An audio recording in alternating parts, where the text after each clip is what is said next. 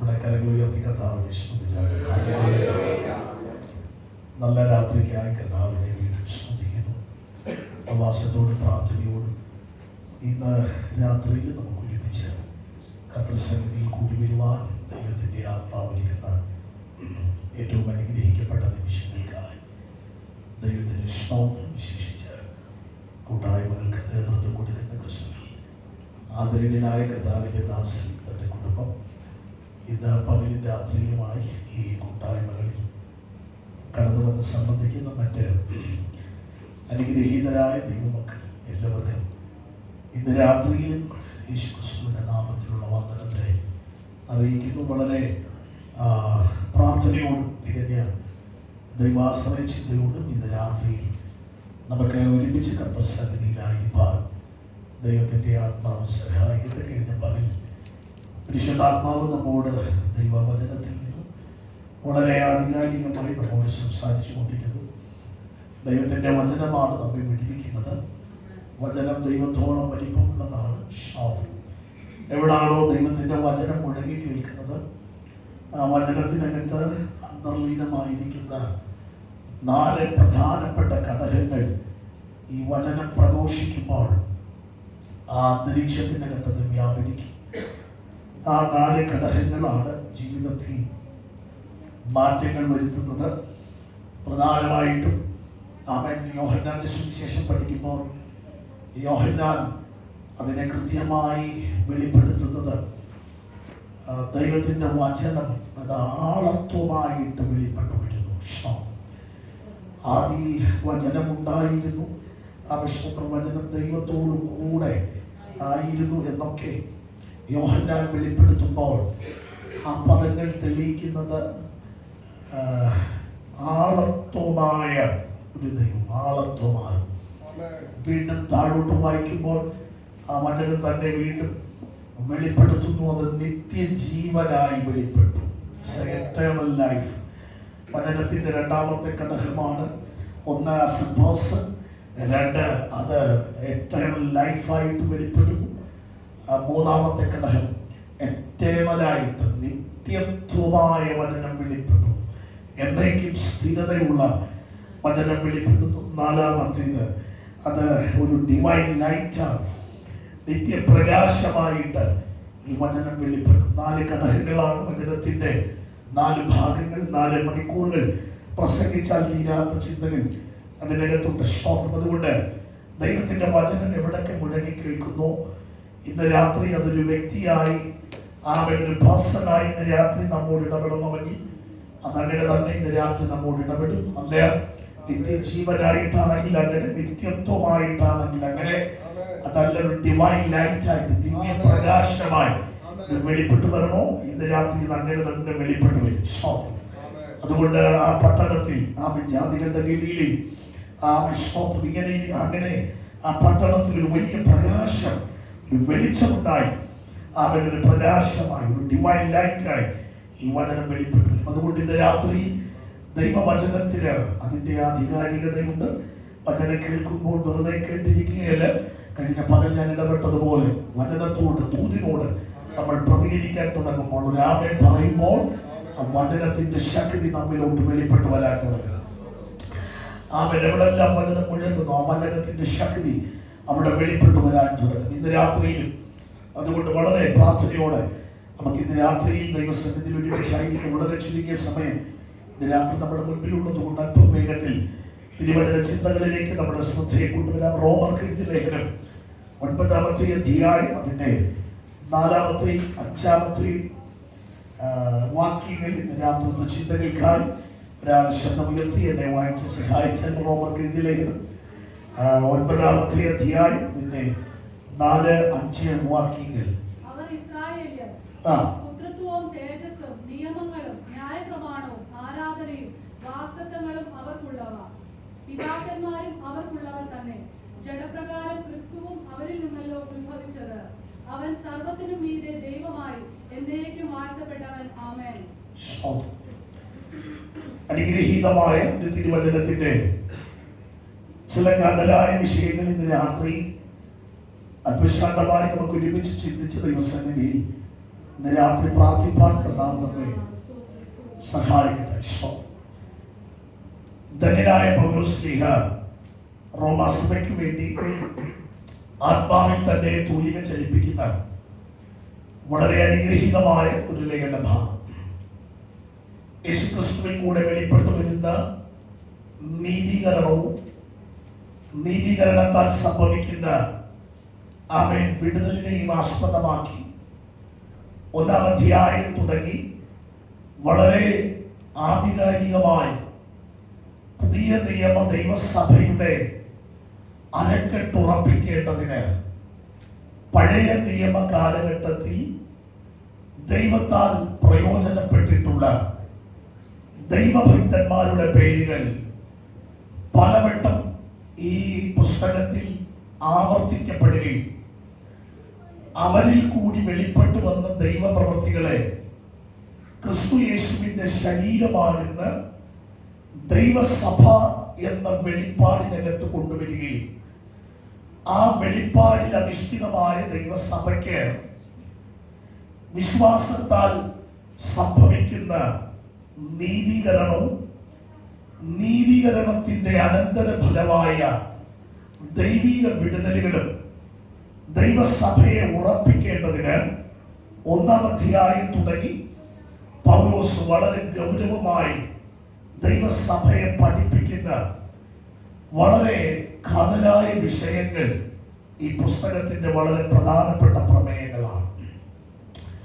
നിങ്ങൾ 1-ാം അധ്യായം തുടങ്ങി പഠിക്കുമ്പോൾ വളരെ കൃത്യമായ അടുക്കോട് ചിട്ടയോടെ യേശുക്രിസ്തുവിന്റെ ശരീരമായ ദൈവസഭയെ കുറിച്ചും അതിനകത്ത് വെളിപ്പെട്ടു വരുന്ന ദൈവിക പദ്ധതികളെ കുറിച്ചും ഒക്കെ പൗലോസ് ആഴമായി ദൈവസഭയെ പഠിപ്പിച്ചു വരികയാണ്.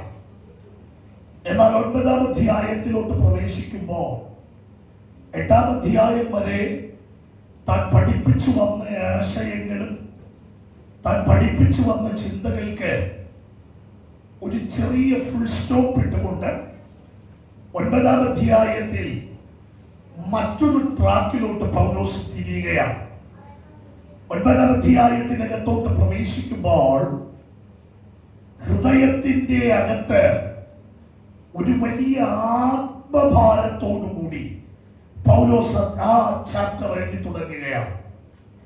പ്രത്യേകിച്ച് ജാതീയ പശ്ചാത്തലങ്ങളിൽ യേശുക്രിസ്തു എന്ന മാർമികമായ വെളിപ്പാടിനെ ഹൃദയത്തിനകത്ത് ഉൾക്കൊള്ളാൻ കഴിയാതെ ന്യായപ്രമാണത്തിനകത്ത് അധിഷ്ഠിതമായി അതിനകത്ത് കുരുങ്ങിക്കിടക്കുന്ന ഒരു കൂട്ടം തലമുറയെ ക്രിസ്തു യേശു എന്ന വെളിപ്പാടിനകത്ത് കൊണ്ടുവരേണ്ടതിന് ജാതികളുടെ അപ്പോസ്തലനെന്ന് ശുശ്രൂഷയ്ക്ക് വിളിക്കപ്പെട്ടിരിക്കുന്ന പൗലോസ് തൻ്റെ ഹൃദയത്തിനകത്തുണ്ടായ ആഴമേറിയ ഒരാത്മഭാരത്തോടുകൂടി താൻ അധ്യായം എഴുതി തുടങ്ങുകയാണ്. 9-ാം അധ്യായം 1-ാമത്തെ വാക്യം നിങ്ങൾ വായിക്കുമ്പോൾ ഭാഗങ്ങൾ നിങ്ങൾക്കത് മനസ്സിലാകും. ഞാൻ ക്രിസ്തുവിൽ സത്യം പറയുന്നു, ഞാൻ പറയുന്നത് ഭോഷ്കല്ല. എനിക്ക് വലിയ ദുഃഖവും ഹൃദയത്തിൽ ഇടവിടാതെ നോവും ഉണ്ട്. കണ്ടോ, ഒരാത്മഭാരത്തോടുകൂടി യേശുക്രിസ്തു എന്ന വെളിപ്പാടിനെ ഹൃദയം കൊണ്ട് അംഗീകരിക്കാൻ കഴിയാതെ ന്യായപ്രമാണത്തിനകത്ത് അധിഷ്ഠിതമായി കഴിഞ്ഞ പകൽ ചിന്തിച്ചു വന്നതുപോലെ അബ്രഹാം തുടങ്ങി ഇസഹാക്ക്, യാക്കോബ്, ആമേൻ, യോസേഫ്, പിന്നത്തേതിൽ മോശയും ദാവീദും ഒക്കെ തുടങ്ങി ന്യായപ്രമാണത്തിനകത്തു മാത്രം ശ്രദ്ധ കേന്ദ്രീകരിച്ച് അതിനകത്തു മാത്രം കുരുങ്ങി യേശുക്രിസ്തു കാൽവറി ക്രൂശിൽ സകലതും നിവർത്തിക്കപ്പെട്ടിരിക്കുകയും ന്യായപ്രമാണത്തിനകത്ത് ഒതുങ്ങിക്കിടക്കുന്ന ഒരു തലമുറ. എന്നാൽ അവരെ യേശുക്രിസ്തു എന്ന വെളിപ്പാടിൽ കൊണ്ടുവരാൻ ഒരു ദൈവഭക്തന്റെ അകത്തുണ്ടാകുന്ന ഒരു വേദനയാണ് നാം വിളിക്കുന്നത് ആത്മഭാരം. ഇന്ന് നമ്മുടെ സഭകൾക്കും നമ്മുടെ കൂട്ടായ്മകൾക്കൊക്കെ അന്യപ്പെട്ടുകൊണ്ടിരിക്കുന്ന ഒരു പ്രധാനപ്പെട്ട വിഷയമാണ് ആത്മഭാരം എന്നുള്ളത്. ആത്മഭാരം. ആ വാക്കൊക്കെ കേട്ടിട്ട് വർഷങ്ങളാകുന്നത് പോലെ. കാര്യം ഇന്ന് നമ്മളെല്ലാം സെൽഫിഷായൊരു ജീവിത സാഹചര്യത്തിലാണ്. ഞാനും എൻ്റെ കുടുംബവും എൻ്റെ ഭാര്യ എൻ്റെ മക്കൾ ഇങ്ങനെ ഒരു അന്തരീക്ഷത്തിൽ. പക്ഷേങ്കിൽ ഇന്ന് രാത്രി ഈ ആത്മഭാരം അകത്ത് തട്ടുന്ന ആരെങ്കിലും ഈ രാത്രി ഇതിനകത്ത് ഇരിപ്പുണ്ടെങ്കിൽ ഞാൻ നിങ്ങളോട് പറയാം, അടുത്ത ഈ രാജ്യത്തിന്റെ ഉണർവിൽ ദൈവം നിങ്ങളെ കയറ്റി നിർത്തും. എല്ലാവർക്കും ഈ ദൂതനാമേ പറയാൻ പറ്റില്ല. ആത്മഭാരം ഇന്ന് രാത്രി ദൈവസഭകൾക്കകത്ത്, കുടുംബങ്ങൾക്കകത്ത്, പ്രത്യേകിച്ച് നമ്മുടെ യുവതലമുറകൾക്കകത്ത് വെളിപ്പെട്ടു വരേണ്ടുന്ന ഒരു പ്രധാനപ്പെട്ട ഘടകമാണ്. നാം അനുഭവിക്കുന്ന സ്വാതന്ത്ര്യം, നാം ക്രിസ്തു യേശുവിൽ കൂടി അനുഭവിക്കുന്ന ദൈവിക വിടുതലുകൾ, എൻ്റെ സഹപ്രവർത്തകർ, എൻ്റെ രക്തത്തിന് രക്തവും എൻ്റെ മാംസത്തിന് മാംസവുമായ എൻ്റെ സഹോദരങ്ങൾ, എൻ്റെ കുടുംബങ്ങൾ, എൻ്റെ സഹപാഠികൾ, എൻ്റെ അയൽവാസികൾ, ഇങ്ങനെ അടുത്തൊരു തലമുറയെ കൂടി ക്രിസ്തുവിലേക്ക് നയിക്കണമെന്ന്, അവരിലേക്ക് സുവിശേഷത്തിന്റെ വിത്ത് എനിക്ക് ഇടണമെന്ന് ഇന്ന് രാത്രി ഹൃദയത്തിനകത്ത് എവിടെങ്കിലും ഒരു ചിന്ത വരുന്ന ആരെങ്കിലും ഉണ്ടെങ്കിൽ ഇന്ന് രാത്രി ഞാൻ പറയാം, നിങ്ങൾ പ്രാർത്ഥിച്ചു തുടങ്ങിക്കോ. അടുത്ത ആണ്ട് നിങ്ങളുടെ കൂടാരങ്ങൾക്കകത്ത് നിന്ന്, നിങ്ങളുടെ കമ്മ്യൂണിറ്റിക്കകത്ത് നിന്ന് ചിലരെ കൂടി ഇതിനകത്ത് കൊണ്ടുവരത്തക്ക നിലകളിൽ പ്രത്യേക അഭിഷേകത്താൽ ദൈവം ചിലരെ എഴുന്നേൽപ്പിക്കാൻ പോവുകയാണ്. വിശ്വസിക്കുന്ന എത്ര പേരുണ്ട്? ഇന്ന് രാത്രി നല്ലൊരു ആമേൻ പറഞ്ഞാൽ നിങ്ങളത് പ്രാർത്ഥിക്കണം. കർത്താവേ, അടുത്ത ആണ്ട്, അടുത്ത വർഷം, അല്ലെങ്കിൽ അടുത്തൊരു ലൈഫ് തരുമ്പോൾ ഒരു വ്യക്തിയെങ്കിലും ഞാൻ ഈ സുവിശേഷം അവരോട് പറയും. ഒരു വ്യക്തിയെങ്കിലും. ഞങ്ങളുടെ ചർച്ചിലെ ഈ കർത്താവിന്റെ മേശ കഴിയുമ്പോൾ ഞാൻ പ്രധാനമായിട്ടും ജനത്തോട് പറയുന്നത്, സ്തോത്രം, അവിടെ ശേഷിക്കുന്ന അപ്പവും വീഞ്ഞും അനേകരിലേക്ക് ഇത് എത്തേണ്ടതുണ്ട്. അതുകൊണ്ട് സ്തോത്രം, ഒരു വ്യക്തിയോടെങ്കിലും ഈ വർഷം തീരുന്നതിന് മുമ്പ് നിങ്ങൾ ഒരു വ്യക്തിയെ ടാർഗറ്റ് ചെയ്താൽ നിങ്ങൾക്ക് കിട്ടുന്ന 12 മാസം കൊണ്ട് ഒരുവനെ ക്രിസ്തുവിലേക്ക് നയിക്കാൻ കഴിയും. ദൈവമക്കളെ, ഒരു സെൽഫിഷായ ജീവിതത്തിനുടമയായി മുന്നോട്ട് പോകുക, ഒരു ആത്മീക ജീവിതം നയിക്കുക എന്നതും മാത്രമല്ല ദൈവം നമ്മെ കൊണ്ട് ആഗ്രഹിക്കുന്നത്. അതിനപ്പുറമായി ഇന്ന് രാത്രി നമ്മുടെ മേൽ വീണ് കിടക്കുന്ന ഒരു വലിയ ആത്മീക ഉത്തരവാദിത്വമുണ്ട്.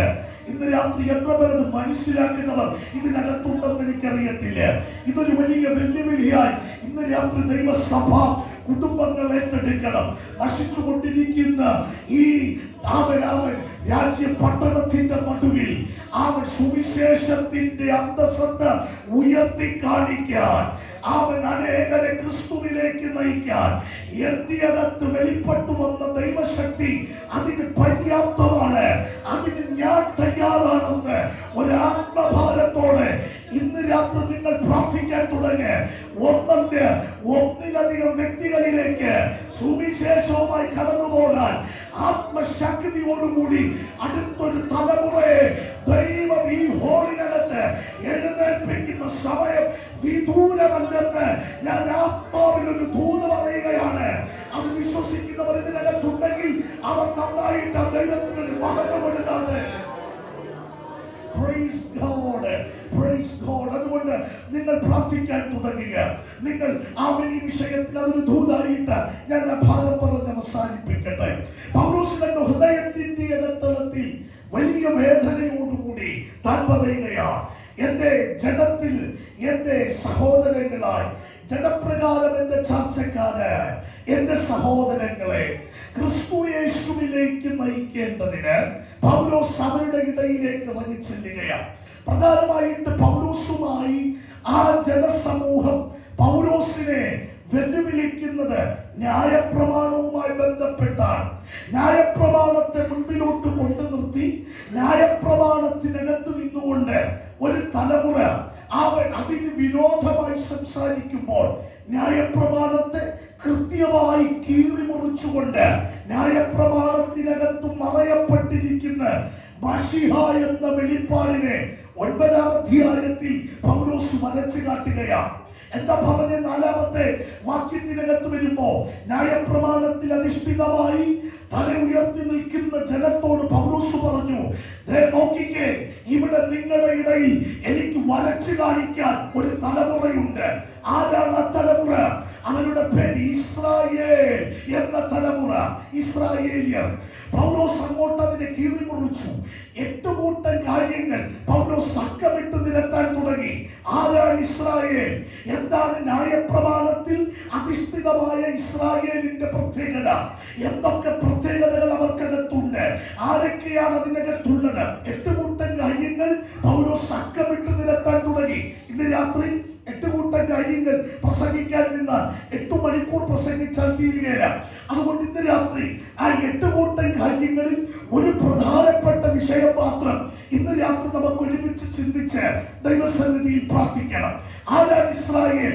ഇസ്രായേലിൽ അവൻ യഹോവ വെളിപ്പെടുത്തുന്ന പ്രധാനപ്പെട്ട 8 വിഷയങ്ങൾ. അതിൽ 1-ാമത്തെ വിഷയം എന്താണ്? അവിടെ വായിക്കുന്നു, അവർക്ക് പുത്രത്വമുണ്ടായിരുന്നു. 2-ാമത്തെ വിഷയം അവർക്ക് തേജസ് ഉണ്ടായിരുന്നു. 3-ാമത്തെ വിഷയം നിയമങ്ങൾ ഉണ്ടായിരുന്നു. 4 ന്യായപ്രമാണം ഉണ്ടായിരുന്നു. 5-ാമത്തെ വിഷയം ആരാധന ഉണ്ടായിരുന്നു. 6-ാമത്തെ വിഷയം വാഗ്ദത്തങ്ങൾ അവർക്കുണ്ടായിരുന്നു. 7-ാമത്തെ വിഷയം പിതാക്കന്മാർ അവർക്കുണ്ടായിരുന്നു. 8-ാമത്തേത് ജഡപ്രകാരം യേശു ക്രിസ്തുവും അവരിൽ നിന്നല്ലോ ഉത്ഭവിച്ചത്. നല്ലൊരു ആമേൻ പറഞ്ഞാൽ ഇത്ര ശക്തിയോടെ നന്നായിട്ട് രാമേ പറഞ്ഞേ. Praise God. 8 കൂട്ടം കാര്യങ്ങൾ പൗലോസ് അക്കമിട്ട് നിരത്തുകയാണ്. 1, അവരുടെ അകത്ത് തേജസ് ഉണ്ടായിരുന്നു. അവൻ പുത്രത്വം ഉണ്ടായിരുന്നു, തേജസ് ഉണ്ടായിരുന്നു, നിയമങ്ങൾ ഉണ്ടായിരുന്നു, ന്യായപ്രമാണം ഉണ്ടായിരുന്നു, ആരാധന ഉണ്ടായിരുന്നു, വാഗ്ദത്തങ്ങൾ ഉണ്ടായിരുന്നു, അവർക്ക് പിതാക്കന്മാരുണ്ടായിരുന്നു. ജഡപ്രകാരം അവരറിയാത്തൊരു മർമ്മം പൗലോസ് പറഞ്ഞു, അവരിൽ നിന്നാണ് യേശു ക്രിസ്തുവും പുറത്തു വന്നത്. ഇങ്ങനെ 8 കൂട്ടം കാര്യങ്ങൾ പൗലോസ് അക്കമിട്ട് നിരത്തി. ആരാ ഇസ്രായേൽ? എന്താണ് പ്രത്യേകത? ഇന്ന് രാത്രി അതിനകത്ത് ഇസ്രായേലിൽ അവൻ യഹോവ വെളിപ്പെടുത്തിയ പുത്രത്വം എന്നൊരു വെളിപ്പാട് മാത്രം അവൻ ഒന്ന് പെട്ടെന്ന് പറഞ്ഞ് നമുക്ക് പ്രാർത്ഥിക്കാം. അവൻ പുത്രത്വം എന്ന വെളിപ്പാട്. അവൻ ഇന്ന് രാത്രി ആ വെളിപ്പാടിനകത്തോട്ട് വരുന്നതിന് തൊട്ടു മുൻപ് ആരാണ് ഇസ്രായേൽ? ഇസ്രായേലിന്റെ പ്രത്യേകത എന്ത്? ആ വാക്കിന്റെ അർത്ഥമെന്ത്? എവിടാണ് ഇസ്രായേൽ എന്ന പദം ആരംഭിക്കപ്പെട്ടത്? അവൻ എവിടാണ് പുത്രത്വം ആരംഭിക്കപ്പെട്ടത്? ഇത്യാദി കാര്യങ്ങൾ ഇന്ന് രാത്രി അവൻ ഒന്ന് നമ്മൾ ചിന്തിച്ചാൽ മാത്രമേ ആ വചനത്തിന്റെ ആധികാരികത ഈ രാത്രി നമുക്ക് പിടികിട്ടൂ. അവൻ ഒന്ന് ചിന്തിക്കുക, എവിടാണ് ഇസ്രായേൽ എന്ന പദം ആരംഭിക്കപ്പെട്ടത്? ഇസ്രായേൽ എന്ന പദം ഒരു വ്യക്തിയിൽ ആരംഭിക്കപ്പെട്ടു. ആ വ്യക്തി ഒരു ജാതിയായി, ആ ജാതി പിന്നത്തേതിൽ ഒരു വംശമായി, ആ വംശം പിന്നത്തേതിൽ ഒരു രാഷ്ട്രമായിട്ട് പരിണമിക്കുക. ഇസ്രായേലിന്റെ പ്രോസസ്സിംഗ് ഇങ്ങനെ നടക്കുന്നത്. ഇതൊരു വ്യക്തിയായിരുന്നു, വ്യക്തി ജാതിയായി, ജാതി വംശമായി, വംശം രാഷ്ട്രമായിട്ട് പരിണമിക്കുക. എവിടാണ് ഇസ്രായേലിന്റെ ആരംഭം? എവിടെ തുടങ്ങുന്നത്? നമുക്കറിയാം, ഒരപ്പന് ജനിക്കുന്ന 2 പിള്ളേർ. അതിൽ മൂത്തവന്റെ പേര് വചനം പഠിപ്പിക്കുന്നു ഏശാവെന്നും, ഇളയവന്റെ പേര് വചനം പഠിപ്പിക്കുന്നു യാക്കോബ് എന്നും. 2 പിള്ളേർ ഒരപ്പന് ജനിക്കുന്നു. മൂത്തവന്റെ പേര് ഒന്നുകൂടി പറയാം, ഏശാവ്. വാക്ക് മറക്കരുത്, ഏശാവ്. കുറച്ചുകൂടി ചിന്തിക്കാൻ ബൈബിൾ ഭാഷ എങ്ങനെ പഠിപ്പിക്കുന്നു? ഏദോമ്യനായ ഏശാവ്, ഏദോമ്യനായ ഏശാവ്. ഏദോം എന്ന വാക്കിന് ബൈബിൾ 2 അർത്ഥങ്ങളാണ് പഠിപ്പിക്കുന്നത്. ഏദോം, ആ വാക്കിന്റെ 2 അർത്ഥങ്ങൾ. 1-ാമത്തെ അർത്ഥം ചുമന്ന നിറം ഉള്ളവൻ, ചുമന്ന നിറം ഉള്ളവൻ. 2-ാമത്തെ അർത്ഥം പറയാം, ചുമന്ന മണ്ണിന്റെ ഉടമയായവൻ. 2 അർത്ഥങ്ങളാണ് ഏദോം എന്ന വാക്കിന് ബൈബിൾ അവൻ നൽകുന്നത്. ഏദോം, ആ വാക്കിന് നല്ലൊരു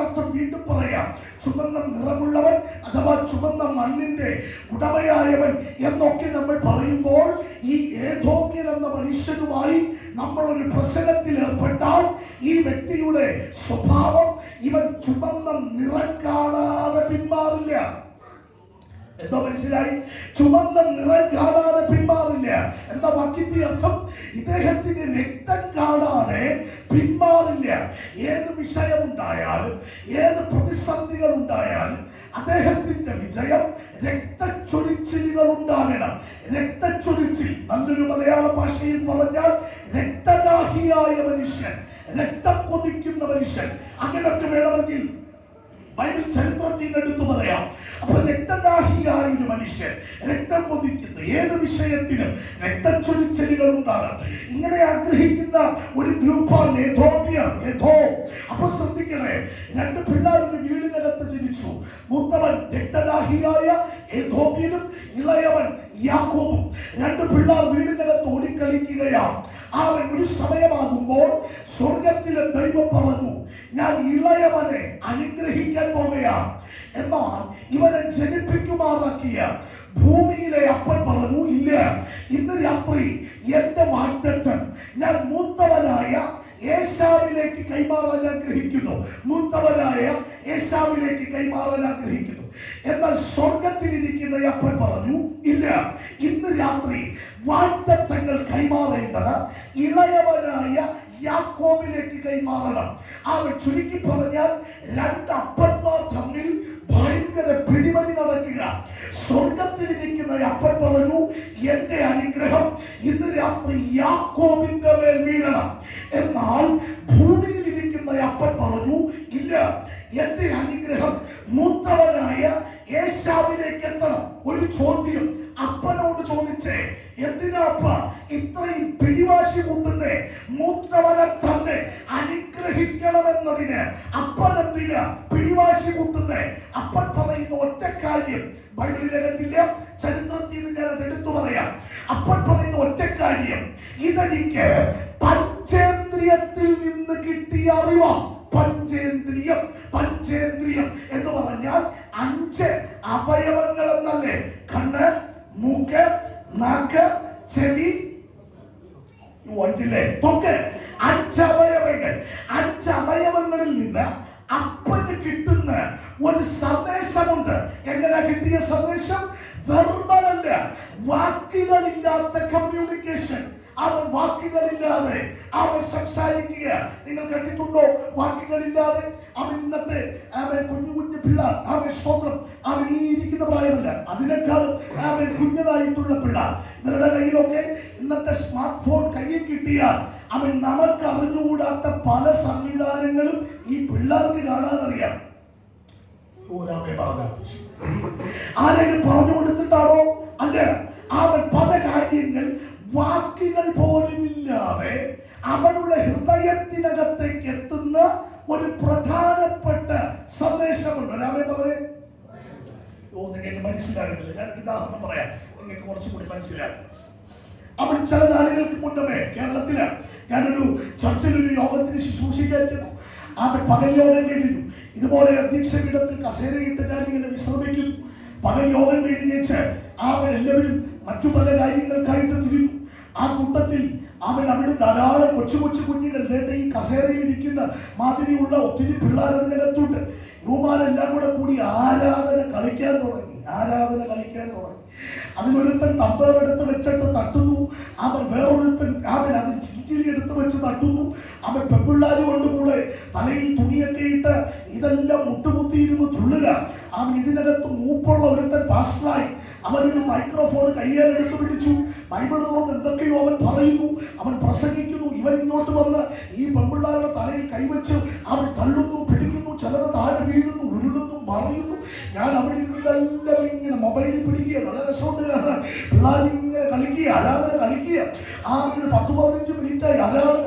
ബൈബിളിൽ എന്തൊക്കെയോ എടുത്ത് പ്രസംഗിക്കുന്നു, പാടുന്നു, ആരാധിക്കുന്നു. കുറച്ച് കഴിഞ്ഞപ്പോൾ അവിടെ നിന്ന് സ്തോത്രകാഴ്ച പാത്രം എടുത്തുകൊണ്ട് നടക്കുക. അവൻ എല്ലാം അതിനകത്തോട്ട് കൈയിടുന്നുണ്ട്. അവൻ കുറച്ച് കഴിഞ്ഞു, അവൻ ആശീർവാദം പറഞ്ഞു. അവൻ എഴുന്നേറ്റ്, ഈ പാസ്റ്റർ അവൻ എഴുന്നേറ്റ് നിന്ന് പാടി പ്രാർത്ഥിച്ചു, ആശീർവാദം പറഞ്ഞു. ആമേൻ പറയുകയും ആരാധിച്ചുകൊണ്ടിരുന്ന ആണും പെണ്ണും കൂടി ചാടി എഴുന്നേറ്റ് പ്രസംഗിക്കുന്നവനെ പിടിച്ചു നിർത്തി ഇടിക്കാൻ തുടങ്ങി. ഇത് കണ്ടപ്പോൾ എനിക്കൊരു ആശങ്ക. ഞാൻ ആ പാസ്റ്ററോട് ചോദിച്ചപ്പോൾ എന്നോട് ആ പാസ്റ്റർ വേദനയോടെ പറഞ്ഞു, 2 ആഴ്ചയ്ക്ക് മുമ്പ് പാസ്റ്ററെ യോഗം കഴിഞ്ഞു, കമ്പറ്റിക്കാരുമായിട്ട് ഒരു സംസാരം, യോഗം ആശീർവാദം പറയാൻ കാത്തിരുന്നു. ഈ കമ്പറ്റിക്കാരെല്ലാം കൂടെ എഴുന്നേറ്റ് വന്ന് എൻ്റെ കോളറിന് പിടിച്ചു. അവിടെ കിടന്ന് ഉന്തും തള്ളുമായി. സ്തോത്രം. പിള്ളേരുടെല്ലാം മുമ്പിൽ ഇരുന്ന് കാണുക. പിള്ളേരുടെ ചിന്ത യോഗം കഴിഞ്ഞ് ഇങ്ങനെ ഒരു കലാപരിപാടി ഇതിന്റെ കൂടെ ഉണ്ടെന്ന്. ആരെയും പറഞ്ഞു കൊടുത്തതാണോ ഇത്? അല്ല. കണ്ടോ, വാക്കുകൾ അവനില്ലാതെ, വെർബൽ അല്ലാത്ത, വാക്കുകളില്ലാത്ത കമ്മ്യൂണിക്കേഷൻ അവൻ ജനറേഷന്റെ അകത്തോട്ട് കയറി ചെല്ലുക. ആരും പറഞ്ഞതല്ലേ, ആരും ഇടപെട്ടതല്ലേ. അവർ അവരുടെ കണ്ണുകൊണ്ട് കണ്ടു, അവർ അവരുടെ ചെവി കൊണ്ട് കേട്ടു, അവർ അവരുടെ മൂക്കുകൊണ്ട് അത് സെൻസ് ചെയ്യുന്നു, നാവ് കൊണ്ട് ടേസ്റ്റ് ചെയ്യുന്നു. ഇങ്ങനെ പഞ്ചേന്ദ്രിയങ്ങൾ കൊണ്ട് അവരുടെ അകത്തേക്ക് കയറി വരുന്ന ഒരാശയത്തെ അവരുടെ ഉള്ളിൽ സ്ഥാപിക്കുന്നു. ഇത് തന്നെയാണ് ഇസഹാക്ക് എന്ന അപ്പൻ പറഞ്ഞു, എൻ്റെ അകത്ത് ഇതുപോലെ പഞ്ചേന്ദ്രിയങ്ങളിൽ കൂടി ഒരാശയം എൻ്റെ അകത്ത് സ്ഥാപിക്കപ്പെട്ടിട്ടുണ്ട്. എന്താണ് ആശയം? എൻ്റെ വല്യപ്പച്ചൻ അവർക്ക് ജനിച്ച മൂത്ത കുഞ്ഞിനെ അവൻ തലയിൽ കൈവച്ച് അനുഗ്രഹിക്കുന്നത് എൻ്റെ കണ്ണുകൊണ്ട് ഞാൻ കണ്ടു, എൻ്റെ ചെവി കൊണ്ട് ഞാൻ കേട്ടു, എൻ്റെ മൂക്കുകൊണ്ട് ഞാനത് മണത്തു, എൻ്റെ നാവ് കൊണ്ട് ഞാനത് ടേസ്റ്റ് ചെയ്തു, എൻ്റെ കൈ കൊണ്ട് ഞാൻ സ്പർശിച്ചു. ഇങ്ങനൊരാശയം എൻ്റെ അകത്ത് വർഷങ്ങളായി എൻ്റെ പിതാക്കന്മാരിൽ കൂടി എൻ്റെ അകത്ത് കിടക്കുന്നത് കൊണ്ട് ഈ പഞ്ചേന്ദ്രിയത്തിന്റെ സിസ്റ്റമാറ്റിക് വിട്ട്, ഈ അറിവ് വിട്ട് ഞാൻ മറ്റൊന്നിലേക്കില്ല.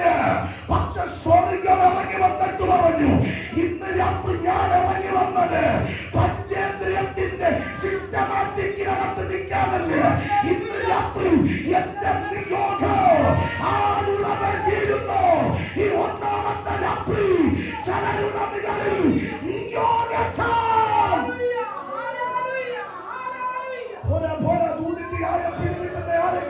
ഇന്ന് രാത്രി ഇതിനകത്ത് ഇരിപ്പുണ്ടെങ്കിൽ ആ ദൂതിനോട് ആമേൻ പറഞ്ഞു തുടങ്ങ്. നിനക്ക് വേണ്ടി ഒരുക്കപ്പെട്ട സ്വർഗീയ വിടുതലുകൾക്കകത്ത് കയറി ചെല്ലാൻ കഴിയാത്ത നിലയിൽ രക്തദാഹിയായ ഏകോപ്യ ശക്തികൾ അപ്പൻ വിളിച്ചു പറഞ്ഞില്ല, ഈ പഞ്ചേന്ദ്രിയത്തിന്റെ അറിവ് വിട്ട് ഞാനൊരു പരിപാടിക്കില്ല. സ്വർഗത്തിലെ ദൈവം പറഞ്ഞില്ല, എന്റെ നിയോഗം ആരുടെ മേൽ വീഴുന്നോ അവന്റെ മേൽ ഇന്ന് രാത്രി എന്റെ വാഗ്ദത്തം വെളിപ്പെടും. ഈ 2 വടംവലി അവിടെ നടക്കുകയാണ്. എന്താ സംഭവിച്ചെന്നറിയോ ദൈവമക്കളെ? വാഗ്ദത്തം വെളിപ്പെടേണ്ട ടൈം എത്തിയപ്പോൾ സ്വർഗത്തിലെ ദൈവം ഇറങ്ങി വന്നു. പഞ്ചേന്ദ്രിയത്തിന്റെ 5 അവയവങ്ങളെ സ്വർഗത്തിലെ ദൈവം അടച്ചു കളഞ്ഞു. ഓ, നിങ്ങളാമേ പറഞ്ഞില്ലേ? എന്റെ കുഞ്ഞെ, ഇന്ന് രാത്രി നിയോഗം നിന്റെ മേൽ ചിലത് വീഴാനുണ്ടെങ്കിൽ, നിന്റെ തലമുറയ്ക്ക് മുകളിൽ ചിലത് വീഴാനുണ്ടെങ്കിൽ, നിന്റെ കുടുംബത്തിന്റെ മുകളിൽ ചിലത് ഇന്ന് രാത്രി വീഴാനുണ്ടെങ്കിൽ, എത്ര വൻകിട ശക്തി ഇന്ന് രാത്രി അവൻ കൊടി കുത്തിരുന്ന് വെല്ലുവിളിച്ചാലും ഇന്ന് രാത്രി ദൈവത്തിന്റെ സമയമെത്തുമ്പോ, വിശ്വസിക്കാൻ ആരെങ്കിലും ഉണ്ടെങ്കിൽ ആരെ പറഞ്ഞു, ദൈവത്തിന്റെ സമയമെത്തുമ്പോൾ ഒരു പഞ്ചേന്ദ്രിയത്തിന്റെ ശക്തിക്ക്, ഒരു ഇരുളിന്റെ വ്യാപാരത്തിന്, ഒരു ഇരുളിന്റെ ശക്തിക്ക് ദൈവത്തിനെ പ്രാപിച്ച ദൈവ സഭയ്ക്ക് മുമ്പിൽ, ദൈവ തലമുറയ്ക്ക് മുമ്പിൽ ഇന്ന് രാത്രി അടയ്ക്കേണ്ടതിന് ദൈവം അടയ്ക്കാൻ പോവുകയാണ്. തുറക്കേണ്ടതിന് ദൈവം തുറക്കാൻ പോവുകയാണ്. ഈ രാത്രി പാദമൊന്ന് ശ്രദ്ധിച്ചു പഠിച്ചു നോക്കേ. വാഗ്ദത്തം കൈമാറേണ്ട സമയമെത്തി. സമയമെത്തുമ്പോൾ ആമേൻ, 1ാമത്തെ അവൻ പഞ്ചേന്ദ്രിയത്തിൽ 1ാമത്തെ അവയവം അപ്പന്റെ കണ്ണാണ്. അവിടെ വായിക്കുന്നു, കാഴ്ച കേട്ടില്ല, ഉറക്കെ പറഞ്ഞേ, കാഴ്ച മങ്ങിപ്പോയി. പഞ്ചേന്ദ്രിയത്തിൽ 1ാമത്തെ അവയവം അപ്പന്റെ കാഴ്ച മങ്ങിപ്പോയി. അടയ്ക്കേണ്ടതിന് ദൈവം അടച്ചു. 1ാമത്തേത് കാഴ്ച മങ്ങി. 2ാമത്തെ അവയവം അടുക്കള വാതിൽക്കൽ വന്നു നിന്നുകൊണ്ട് യാക്കോബ് ഉറക്കെ വിളിക്കുന്നു, അപ്പാ. ശബ്ദം കേട്ട ഉടനെ ഇസഹാക്ക് പറയുക, എടാ ശബ്ദം കേട്ടിട്ട് നീ യാക്കോബിനെ പോലുണ്ട്, എനിക്ക് അങ്ങോട്ട് മനസ്സിലാക്കാൻ പറ്റുന്നില്ല. അവൻ എത്ര ഉറക്കത്തിൽ കിടന്നാലും, 2 പിള്ളേർ അവിടെ ഉള്ളത്, എത്ര ഉറക്കത്തിൽ കിടക്കുന്ന അപ്പനോടും അമ്മയോടും പിള്ളേരെ വിളിച്ചാൽ അറിയത്തില്ലയോ? ഓ, നിങ്ങൾ മിണ്ടുന്നില്ലല്ലോ. രാമേ പറയാ അല്ലേ? അവിടെ പിള്ളേർ എത്ര ഉറക്കത്തിൽ കിടന്ന് വിളിച്ചാലും നമുക്കറിയത്തില്ലേ? അപ്പനും അമ്മമാരും ഇല്ലയോ? സ്വപ്നം പറഞ്ഞേ അറിയാം. ഇവിടെ അപ്പൻ പറയുക, ശബ്ദം കേട്ടിട്ട് അപ്പൻ ഉറപ്പ് പറയാൻ പറ്റുന്നില്ല. 2ാമത്തെ അവയവം അപ്പന്റെ ചെവിയുടെ കേൾവിയെ ദൈവം അടച്ചു. ശ്രദ്ധിക്കണേ. 3, അപ്പൻ പറയുകയാണ്, എന്റെ കുഞ്ഞെ നീ ഒന്ന് അടുത്തോട്ട് വന്നേണ്, ഞാനൊന്ന് നിന്റെ മണത്തു നോക്കട്ടെ. 3ാമത്തെ അവയവം അപ്പന്റെ മൂക്കുകൊണ്ട് മണത്തിട്ടും അപ്പന് പിടികിട്ടുന്നില്ല. 4ാമത്തെ അവയവം അപ്പൻ പറയുകയാണ്, നീ എന്റെ അടുത്തോട്ട് ചേർന്ന് നിൽക്ക്, ഞാൻ നിന്റെ സ്കിന്നേറൊന്ന് തപ്പി നോക്കട്ടെ. തപ്പി നോക്കിയിട്ട് പിടികിട്ടിയില്ല. 4ാമത്തെ അവയവത്തെ ദൈവം അടച്ചു. 5, അപ്പന്റെ നാവാണ്. അപ്പൻ പറയുക, നീ വേട്ടയാടി കൊണ്ടുവന്ന ഇറച്ചി കൊണ്ടുവരിക, ഞാനൊന്ന് ടേസ്റ്റ് ചെയ്യട്ടെ. വേട്ട ഇറച്ചി നിന്നാൽ കാത്തിരുന്ന അപ്പന്, ഭാര്യ വെച്ച് വിളമ്പിക്കൊടുത്ത ഭക്ഷണത്തിന്റെ രുചി അറിയാവുന്ന അപ്പന് അന്നത്തെ ദിവസം നാവ് പിഴച്ചു. അല്ല, ദൈവം അടയ്ക്കേണ്ടതിന് അടയ്ക്കാൻ തുടങ്ങി. ഇന്ന് രാത്രി അടയ്ക്കേണ്ട ചിലതിന്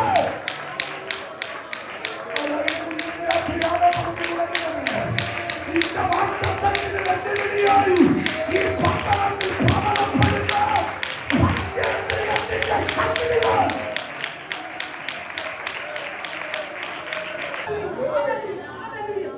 ഭയങ്കര ചില പ്രമോഷനുകൾ ചിലർക്ക് നടക്കും. ചിലരെ ദൈവം അപ്ഗ്രേഡ് ചെയ്യാൻ പോവുകയാണ്. എന്ന ചില പൊസിഷനിലോട്ട് നിലവിൽ നിൽക്കുന്ന ചില അന്തരീക്ഷത്തിൽ നിന്ന് ദൈവം ചിലരെ ഷിഫ്റ്റ് ചെയ്യാൻ പോവുകയാണ്. ചില അംഗീകാരങ്ങൾ ചിലരുടെ മേൽ വീണ്, ഞാനത് വ്യക്തിപരമായി ആ ദൂതിലേക്ക് കടക്കാൻ സമയമെടുക്കുന്നില്ല. അതുകൊണ്ട് ഞാൻ പൊതുവായി ഞാൻ ആ ദൂതിനെ പറഞ്ഞ് മുൻപിലോട്ട് വരാം. ശ്രദ്ധിക്കണം. അവൻ അടയ്ക്കേണ്ടുന്ന പഞ്ചേന്ദ്രിയത്തെ യഹോവയായ ദൈവം അടച്ചു. നിയോഗിക്കപ്പെട്ട യാക്കോബിന്റെ തലയ്ക്ക് മീതെ അപ്പൻ കൈവച്ച് അനുഗ്രഹിച്ചു. ഇത്രയും ഭാഗം നമുക്കറിയാം, അങ്ങോട്ട് പറയുന്ന ഭാഗവും നമുക്കറിയാം. എങ്കിലും ചില വാക്കുകൾ എന്നെ ശ്രദ്ധയോടെ കേൾക്കണം. ആ ഭാഗത്ത് നിന്ന് ചില ദൂത് പറഞ്ഞ് നമുക്ക് പ്രാർത്ഥിക്കണം. ശ്രദ്ധിക്കുക. മണിക്കൂറുകൾ കഴിഞ്ഞപ്പോൾ അപ്പനും അമ്മയ്ക്കും കാര്യം പിടികിട്ടി. ഇനി ഇളയ മകനായ യാക്കോബ് വീടിനകത്ത് നിൽക്കുന്നത് വലിയ പ്രതിസന്ധിയാണ്. മൂത്തവനായ ഏശാവ് വീടിനകത്ത് വന്നാൽ അപ്പനും അമ്മയും ജീവിച്ചിരിക്കെ മക്കളിൽ ആരെങ്കിലും ഒരാൾ മരണപ്പെടും, ഉറപ്പ്. അതുകൊണ്ട് അപ്പനും അമ്മയും ഇളയ ചെറുക്കനായ യാക്കോബിനെ അടുത്തു വിളിച്ചേച്ചു പറഞ്ഞു, അല്പം പോലും നീ ഇവിടെ നിൽക്കരുത്, ഓടി രക്ഷപ്പെടുക. എവിടെ പോകണം? അമ്മ പറഞ്ഞു, പദ്ധനരാമിലേക്ക് ഓടുക. അവിടെ ആരുണ്ട്? അമ്മയുടെ മറുപടി, എൻ്റെ സഹോദരൻ ലാബാൻ. അവന് 2 പെൺമക്കളുണ്ട്, അതിലൊരുത്തിയെ നീ വിവാഹം കഴിക്കണം. അപ്പന്റെ അമ്മയുടെ വാക്ക് കേട്ട് യാക്കോബ് വീട് വിട്ടു. മണിക്കൂറുകൾ പിന്നിട്ടപ്പോൾ ഏദോമ്യനായ ഏശാവ്, ഏദോമിന്റെ പ്രത്യേകത മറക്കരുത്, നമുക്ക് വീണ്ടും ചിന്തിക്കണം. ആരാണ് ഏദോമ്യൻ? രക്തദാഹിയായ. മണിക്കൂറുകൾ പിന്നിടുമ്പോൾ ഏദോമ്യൻ വീടിനകത്തെത്തുന്നു. തന്റെ പേരിൽ ഒരു നന്മ പോലും ശേഷിക്കുന്നില്ല എന്ന് മനസ്സിലാക്കിയതോ അരിശമൂത്ത് വീട് വിട്ടിറങ്ങി തിരിച്ചു. ജാതീയ പശ്ചാത്തലത്തിൽ നിന്ന് ഒരു പെൺകുട്ടിയെ വിവാഹം കഴിച്ചു. അന്ന് ഏദോമ്യനായ ഏശാവ് വിളിച്ചു പറഞ്ഞു, ഇന്നല്ലെങ്കിൽ നാളെ ഞാൻ എൻ്റെ സഹോദരനായി യാക്കോബിനെ കൊന്നുകളയും. രക്തദാഹിയായവൻ, വാഗ്ദത്തം പ്രാപിച്ചവനെ കൊന്നുകളയേണ്ടതിന് ഹൃദയത്തിന്റെ അകത്ത് വിദ്വേഷത്തോടെ അവൻ കൈപ്പോടുകൂടി ഒരു തലമുറ എഴുന്നേറ്റ് നിൽക്കുന്നു. മറുഭാഗത്ത് യാക്കോബ് ഓടിപ്പോകുകയാണ്. യാക്കോബ് ഓടിച്ചെല്ലുന്നത് എവിടാണ് ഓടിച്ചെല്ലുന്നത്? എവിടെ ഓടിച്ചെല്ലുന്നേ? ഒന്ന് ഉറക്കെ പറഞ്ഞു, എവിടെ ചെല്ലുന്നേ? ഓ, ലാബാന്റെ വീട്ടിലേക്ക്. ലാബാന്റെ വീട്ടിൽ. യാക്കോബ് എന്ന വാക്കിന്റെ അർത്ഥം നിങ്ങൾക്ക് അറിയുമോ? യാക്കോബ് ഉബായ്. ഉബായ്. ഇവൻ അപ്പനെ പറ്റിച്ചു, അല്ലെ, ചേട്ടനെ പറ്റിച്ചു, അമ്മയെ പറ്റിച്ചു. എന്റെ ഭാഷയെ പറഞ്ഞാൽ ഇനി പറ്റിക്കാൻ ആ പഞ്ചായത്തിൽ സ്വതന്ത്രം പറഞ്ഞു. നമ്മള് നിങ്ങളുടെ കാര്യമല്ലേ ഞാൻ ഈ പറയുന്നത്, നാട്ടിലെ ഞങ്ങളുടെ ചർച്ചിലെ കാര്യം പറയുന്നത്. സ്വതരാമേ പറഞ്ഞാണ് കേട്ടോ. നിങ്ങളുടെ ചിരിയും സന്തോഷം കണ്ടോ? ഞാൻ അവിടെ നിങ്ങളെ വന്നിട്ട് ഞങ്ങളുടെ സഭയുടെ കാര്യമല്ല, നിങ്ങളുടെ കാര്യം തന്നെയാണ് പറയുന്നത്. നല്ല രാമേ പറഞ്ഞാണ്. ചിലരെങ്ങനെയാ പാസ്റ്ററേയും പറ്റിച്ച് ദൈവത്തെയും പറ്റിച്ച് സ്തോത്രം. ഇന്നത്തെ യോഗത്തിന് വരാമെന്ന് പറയും, പിന്നെ ഇനി അടുത്ത സൺഡേ കാണുന്ന ചിലരൊക്കെ സ്തോത്രം. ഇങ്ങനെ പറ്റിക്കുന്നവരൊക്കെ ഓർത്തോണം, വിതയ്ക്കുന്നതേ. അയ്യോ, അത് കേട്ടില്ല, ഒന്നുറക്കം പറഞ്ഞു. വിതയ്ക്കുന്നതേ. യാക്കോബ് എല്ലാവരെയും പറ്റിച്ച്, പറ്റിക്കലിന് പഞ്ചായത്തിലാണില്ലേ, പറ്റിച്ച് പുള്ളി ചെന്ന് കയറിയത് എവിടാന്നറിയോ? പറ്റിക്കുന്നതിൽ ഡോക്ടറേറ്റ് എടുത്തിരിക്കുന്നവന്റെ അടുത്തോട്ടാണ്. യാക്കോബ് ഓടിച്ചെന്ന് കയറുന്നത് ലാബാന്റെ വീട്ടില്. ലാബാനാണെങ്കിൽ ഈ വിഷയത്തിൽ ഡോക്ടറേറ്റ് എടുത്തിട്ടിരിക്കുക. അവന്റെ അടുത്തോട്ട് കയറി ചെന്നു. അവൻ ആദ്യം ഒരു പെൺകൊച്ചിനെ കാണിച്ചു, ഇഷ്ടപ്പെട്ടു, കാര്യങ്ങളൊക്കെ ഉറപ്പിച്ച് കല്യാണമായപ്പോൾ പുള്ളി ആളെ മാറ്റി വേറൊരുത്തി കൊണ്ട് കെട്ടിച്ചു. സ്വന്തം. ഇതാ ഞാൻ പറഞ്ഞേ, വിതയ്ക്കുന്നതേ നമ്മൾ എന്ത് ചെയ്യും? അയ്യോ, അതൊന്നും വിട്ടുന്നില്ല നിങ്ങൾ. നമ്മളൊക്കെ അടുത്ത വർഷത്തേക്ക് നന്നാകാനിരിക്കുന്ന ആൾക്കാരാണ്. സ്വന്തം പറഞ്ഞു അല്ലേ? അങ്ങനെയല്ലയോ സ്വന്തം? കാരണം ഈ ഡിസംബർ അവസാനമൊക്കെ എത്തുമ്പോഴേ നമ്മുടെ തീരുമാനങ്ങളൊക്കെ പുതുക്കുന്നത്. കർത്താവ് അടുത്തൊരു വർഷം സ്വന്തം എന്തുവാകട്ടെ സ്വന്തം. യാക്കോബ് ഓടി കയറി ചെല്ലുന്നത് പദ്ദൻഅരാമിലേക്കാണ്, ലാബാന്റെ വീട്ടിലേക്ക്. ഓടുന്നതിന് മുമ്പ് ഈ യാക്കോബ് വന്ന് നിൽക്കുന്ന ഒരു പ്രധാനപ്പെട്ട സ്ഥലമുണ്ട്. 28-ാം അധ്യായം ഉൽപ്പത്തി പുസ്തകം 28-ൽ എത്തുമ്പോൾ നമുക്ക് ആ ഭാഗം വായിക്കാൻ കഴിയും. അവിടെ എത്തുമ്പോൾ യാക്കോബ് അന്ന് രാത്രി ഹാരാൻ എന്നൊരു പട്ടണത്തിലേക്ക് എത്തുന്നു. ഹാരാൻ എന്നൊരു പട്ടണം. 28-ന്റെ 10-ാമത്തെ വാക്യം തോന്നുന്നു വായിച്ചേ. 28.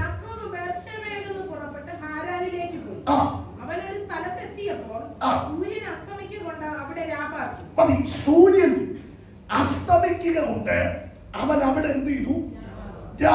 ശ്രദ്ധിക്കണം, നിയോഗം പ്രാപിക്കപ്പെട്ടവൻ യാത്രകൾ മുൻപിലോട്ട് സ്റ്റെപ്പ് വയ്ക്കുമ്പോൾ അവൻ എത്തി നിൽക്കുന്ന സ്ഥലം ഹാരാൻ. ബേർശേബയിൽ നിന്ന് യാത്ര തുടങ്ങുന്നു, ഹാരാനിലേക്ക് എത്തുന്നു. ഹാരാൻ എത്തുമ്പോൾ സൂര്യൻ അസ്തമിക്കുന്നു. ഹാരാൻ എന്ന വാക്കിന്റെ അർത്ഥം അന്ധകാര നിപുണമായ സ്ഥലം അഥവാ വരണ്ട ദേശം. ആ വാക്കിന്റെ അർത്ഥം മറക്കരുത്, വരണ്ട ദേശം. അവിടെ എത്തിയപ്പോൾ സൂര്യൻ അസ്തമിച്ചു. സൂര്യൻ അസ്തമിച്ചാൽ സ്വാഭാവികം എന്ത് വെളിപ്പെടണം? ഇരുട്ട് വെളിപ്പെടണം. അക്ഷരികമായി ആ പട്ടണത്തിന്റെ പേർ തന്നെ ഇരുളിന്റെ ദേശം എന്നാണ്. ഇരുളിന്റെ ദേശം അഥവാ അന്ധകാരത്തിന്റെ ദേശം. അവിടെ കാച്ചവിട്ടുന്നവൻ സൂര്യൻ അസ്തമിക്കുക കൊണ്ട് ഒരു കല്ല് എടുത്ത് തലയണയായി വെച്ചു അവിടെ കിടന്നുറങ്ങുന്നു. അന്ന് രാത്രി യാക്കോബ് കാണുന്ന ഒരു സ്വപ്നമുണ്ട്. എന്താ സ്വപ്നം? ഇതാ ഭൂമിയിൽ വെച്ചിരിക്കുന്ന ഒരു ഗോവേണി, ദൂതന്മാർ അതിൽ കൂടി കയറുന്നു. ദൂതന്മാർ അതിൽ കൂടി. നല്ലൊരു ആമേൻ പറഞ്ഞേ.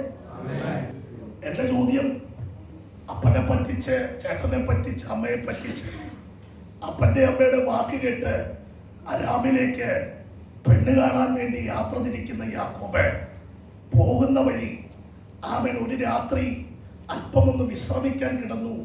ഒരു സ്വപ്നം കണ്ടാൽ ആ സ്വപ്നത്തിൽ യാക്കോബ് കാണാൻ സാധ്യതയുള്ളത് എന്തുമായിരിക്കും?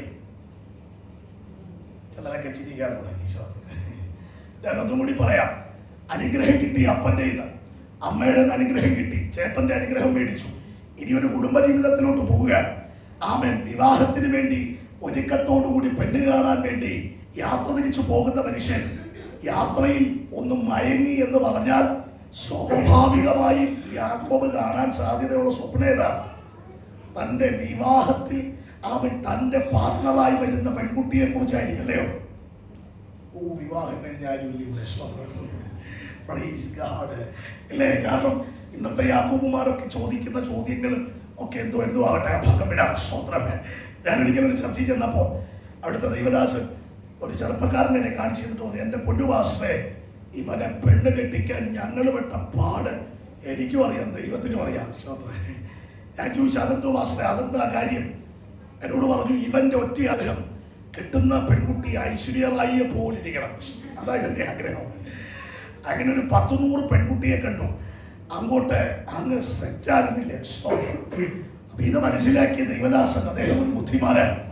അദ്ദേഹം ഇദ്ദേഹത്തോട് പറഞ്ഞിട്ട്, ഒരു വീട്ടിലൊരു പെൺകുട്ടിയുണ്ട്, കണ്ടാൽ ഐശ്വര്യറായിയെ പോലെ ഇരിക്കും. അത് കേട്ട ഉടനെ പുള്ളി പറഞ്ഞു, എന്നാൽ അത് മതിയെന്ന്. കല്യാണം ഉറപ്പിക്കുക. പക്ഷെ പാസ്റ്റർ പറഞ്ഞു, ഒറ്റ കണ്ടീഷൻ. ആ വീട്ടുകാർക്ക് ഒറ്റ കണ്ടീഷനേ ഉള്ളൂ. എന്താ കണ്ടീഷൻ? കെട്ടുന്ന പയ്യൻ അഭിഷേക് ബച്ചനെ പോലെ ഇരിക്കണം. സ്തോത്രം. പുള്ളിക്ക് മനസ്സിലായി കല്യാണം നടക്കുകയില്ല. സ്തോത്രം. കാര്യങ്ങൾ നീണ്ടു പോയി. അങ്ങനെ ഇരിക്കുമ്പോൾ ഒരു പ്രവാചകൻ ആ ചർച്ചയിൽ വന്നെന്ന് അദ്ദേഹം പറഞ്ഞു. ആ പ്രവാചകൻ ഈ ചെറുപ്പക്കാരന്റെ തലയെ കൈവച്ച്, നിന്റെ ഭാവി നടക്കും, ഇന്ന മാസം ഇത്രാം തീയതി ദൂതൊക്കെ പറഞ്ഞു. അടയാളം ചോദിച്ചു ചെന്നപ്പോൾ ഈ മാസ്റ്റർ കണ്ണടച്ച് പ്രാർത്ഥിച്ചിട്ട് പറഞ്ഞു, നിന്നെ പെണ്ണ് കാണാൻ വരുന്ന പെൺകുട്ടി പച്ച സാരി കൊടുത്തോണ്ട് വരും, അതാണ് നിനക്ക് വേണ്ടി ദൈവം ഒരുക്കിയത്. അന്ന് മുതൽ പുള്ളി എവിടെ പെണ്ണ് കാണാൻ ചെന്നാലും പച്ച സാരി അല്ലാത്തതുകൊണ്ട് പുള്ളിക്ക് വേണ്ട. Praise God. വീണ്ടും മാസങ്ങൾ നീണ്ടു. ഒരു ദിവസം ആ ദൈവദാസൻ ഒരു ചർച്ചയിൽ ശുശ്രൂഷിക്കാൻ ചെന്നു. അവിടെ ചെല്ലുമ്പോൾ ആ ദൈവദാസന്റെ ശുശ്രൂഷയിൽ രക്ഷിക്കപ്പെട്ടൊരു കുടുംബം ആ ചർച്ചിനകത്തുണ്ട്. യോഗാനന്തരം ആ കുടുംബം അദ്ദേഹത്തെ ഭവനത്തിൽ പ്രാർത്ഥിക്കാൻ കൊണ്ടുപോയി. അവിടെ ചെന്നപ്പോൾ അറിഞ്ഞത് ആ കുടുംബത്തിലെ മൂത്ത മകളുടെ വിവാഹം നടന്നിട്ടില്ല. പ്രാർത്ഥിക്കാനിരുന്നു, പ്രാർത്ഥിച്ചു. പ്രാർത്ഥന കഴിഞ്ഞു. ആമേൻ. ദൈവദാസൻ ഇറങ്ങുമ്പോൾ ദൈവദാസൻ പറഞ്ഞു, ഞങ്ങളുടെ ചർച്ചയിൽ ഒരു പയ്യനുണ്ട്, നല്ല ചെറുക്കനാണ്. ഈ മകൾക്ക് വേണ്ടി ആലോചിക്കട്ടെ എന്ന് ചോദിച്ചു. അമ്മ പെട്ടെന്ന് ചോദിച്ചു, കല്യാണം നടക്കുമോ പാസ്റ്ററെ? വരുന്നതൊക്കെ മാറിപ്പോവുക. ഉടനെ പാസ്റ്റർ പറഞ്ഞു, ഈ കല്യാണം ഉറപ്പായിട്ട് നടക്കുന്നു, ഒറ്റ കാര്യം ചെയ്താൽ മതി. എന്തോ ചെയ്യണം? പച്ച സാരി സംഘടിപ്പിച്ചാൽ മതി. 2 ദിവസം കഴിഞ്ഞ് ഈ ചെറുപ്പക്കാരനെ കൊണ്ട് പാസ്റ്റർ വീട്ടിൽ ചെന്നു പെണ്ണ് കാണാൻ. അവിടെ ചെന്ന് ഈ പെൺകുട്ടി പച്ചസാരിയുമായിട്ട് ചായയുമായി ചെറുക്കൻ്റെ മുമ്പിലോട്ട് വന്നു. പച്ചസാരി കണ്ട പുള്ളി ചാരി ഇട്ടിട്ട് ഗ്ലോറി, പെണ്ണിന്റെ പേരല്ല, പുള്ളി കേട്ട ദൂത് വാങ്ങിച്ചു. 2 പേരും കല്യാണം കഴിഞ്ഞ് 2 പിള്ളേരുമുണ്ട്. ശ്രോത്രാമേ. പുള്ളി ചിലതിലേക്ക് ഇങ്ങനെ കെട്ടിക്കാൻ പറ്റും. രാമേന്ദ്രനാണ്. സത്യത്തിൽ എൻ്റെ ദൈവമക്കളെ, യാക്കോബ് ഈ പോകുന്ന വഴിക്ക് ഇച്ചിരി സന്തോഷത്തിലാണ് പോകും. രാത്രി സ്വപ്നത്തിൽ താൻ കാണാൻ സാധ്യതയുള്ള സ്വപ്നം തന്റെ ഭാവി വധുവിനെ കുറിച്ചാണ്. കാര്യം അല്പ കോംപ്ലക്സ് ഒരു മനുഷ്യനായിരുന്നു. അതുകൊണ്ടാണല്ലോ കാഴ്ചയിൽ കണ്ണിന്റെ സൗന്ദര്യം കുറഞ്ഞ് ഒരു പെൺകുട്ടിയെ കണ്ടിട്ട് വേണ്ട എന്ന് നിർബന്ധത്താൽ പറയാൻ കാര്യം അല്പമൊക്കെ കോംപ്ലക്സ് ഉള്ളിനകത്തുള്ള ഒരു മനുഷ്യനാണ്. അതുകൊണ്ട് തന്നെ ഇവൻ കാണാൻ സാധ്യത ഉള്ളത് ഇമാതിരി സ്വപ്നങ്ങളാണ്. പക്ഷെ അന്ന് രാത്രി ഇരുളിന്റെ മറവിൽ തന്റെ മുമ്പിൽ പ്രകാശിക്കപ്പെട്ടു നിൽക്കുന്നത് ഒരു ഗോവേണി ദൂതന്മാർ. അതിനകത്തുകൂടി ആ വാക്ക് നിങ്ങൾ ശ്രദ്ധിച്ചോ, കയറുന്നു ഇറങ്ങുന്നു. ആ വാക്ക് ശ്രദ്ധിക്കണം. ദൂതൻ കയറണമെങ്കിൽ ആ വാക്കിന്റെ അർത്ഥം എന്താ? ദൂതൻ നമ്മളെ ഓൾറെഡി ഇറങ്ങി വന്നു. എപ്പോഴിറങ്ങി ആ വാക്ക് ശ്രദ്ധിക്കണേ. നിൽക്കുന്ന സ്ഥലം ഹാരാന്യ മണ്ണാണ്. ഹാരാൻ, ആ മണ്ണിനകത്ത് ഒരു തലമുറ പരാജയപ്പെട്ടു പോയി. ഒരു തലമുറ പരാജയപ്പെട്ടു. അത് പരാജയപ്പെട്ടത് അബ്രഹാമിന്റെ അപ്പൻ തേരഹ്. അവൻ വിഗ്രഹങ്ങളെ സേവിച്ചവൻ. വിഗ്രഹങ്ങളെ മണ്ണിട്ടു മൂടി. അവിടെ വെച്ച് ഉൽപ്പത്തി പുസ്തകം 11-ാം അധ്യായം അവസാനത്തെ വാക്കുകൂടി ആ വാക്കിനത്തോട് ചേർന്ന് വായിച്ചാൽ 11-ന്റെ അവസാനം തേരഹിന്റെ ആയുഷ്കാലം 205 സംവത്സരം. തേരഹ് ഹാരാനിൽ വെച്ചു മരിച്ചു. ഹാരാനിൽ വെച്ച് മരിക്കുന്നു. ആരാ തേരഹ്? അബ്രഹാമിന്റെ അപ്പൻ. അബ്രഹാമിന്റെ അപ്പൻ മരണപ്പെട്ട മണ്ണ്. ഇവിടെ വെച്ചാണ് അബ്രഹാമിനോട് പോരാടാൻ അടുത്ത പൈശാചിക തലങ്ങൾ ആ പട്ടണത്തിൽ നിന്ന് എഴുന്നേറ്റ് വരുമ്പോൾ യഹോവയുടെ ശബ്ദം ഒരു തലമുറയെ പട്ടണത്തിൽ നിന്ന് എഴുന്നേൽപ്പിക്കാൻ തുടങ്ങി. എഴുന്നേറ്റ് പോകാൻ ഒരുവന്റെ അരികിൽ ഇറങ്ങി വന്ന ദൂതൻ അന്ന് രാത്രി മണ്ണ് വിട്ടു പോയില്ല. അടുത്ത ജനറേഷൻ ഈ മണ്ണിനകത്ത് കാല് ചവിട്ടുമ്പോൾ അവൻ പിതാക്കന്മാരെ ഒതുക്കിയ ഒരു അന്ധകാരത്തിന്റെ ശക്തി അടുത്ത തലമുറയെ തൊടാതിരിക്കാൻ അവനു വേണ്ടി ഹാരാന്യ മണ്ണിനകത്ത് ദൂതന്മാർ ലാൻഡ് ചെയ്യുകയാണ്. എത്രപേർക്ക് മനസ്സിലായി? എത്രപേർക്ക് മനസ്സിലായി? നീ ഇംഗ്ലണ്ടിൽ വന്നത് കൊണ്ടല്ല ദൂതൻ വന്നത്. നീ വരുന്നതിന് മുമ്പ് നിനക്ക് വേണ്ടി ദൂതന്മാരെ അപ്പോയിന്റ്മെന്റ് ചെയ്യുകയാണ്. ഇന്ന് രാത്രി എവിടൊക്കെയോ ആരൊക്കെയോ പരാജയപ്പെട്ട ചില മണ്ണിനകത്ത് നിന്നെ ഓടിച്ച് കയറ്റി നിർത്തുക. ഒരു രാത്രി ഉറങ്ങുന്നതിന് മുമ്പ് നിന്നെ തകർത്തുകളയാൽ രാത്രിയുടെ മറവിൽ ചില മരണത്തിന്റെ ദൂതന്മാർ വീടിനകത്തോട് കയറി ഇറങ്ങിയപ്പോൾ ഇന്ന് രാത്രി നീ പോലും അറിയാതെ നിനക്ക് വേണ്ടി ഇറങ്ങി വന്ന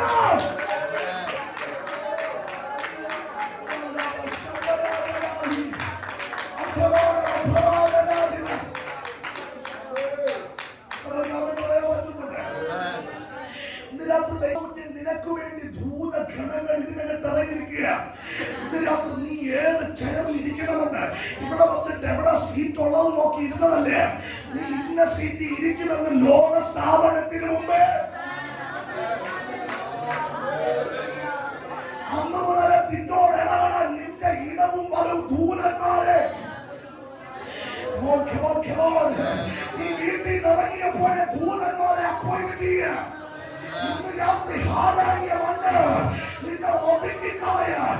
വല്യപ്പച്ചന്മാരെ ചവിട്ടി മൂടിയതുപോലെ വിഗ്രഹങ്ങൾ ഉറങ്ങുന്ന മണ്ണ് കടന്നുപോയ പിതൃതലമുറകളെ അവൻ അതുപോലെ അടുത്ത യുവതലമുറകളെ ഒതുക്കിക്കളയാൻ എഴുന്നേറ്റ് നിൽക്കുമ്പോൾ നിയോഗമുള്ള യാക്കോബേ ഇന്ന് രാത്രി ഹാരാൻ ചാടിക്കിടക്കണം. ഈ രാത്രി അടുത്ത തലമുറ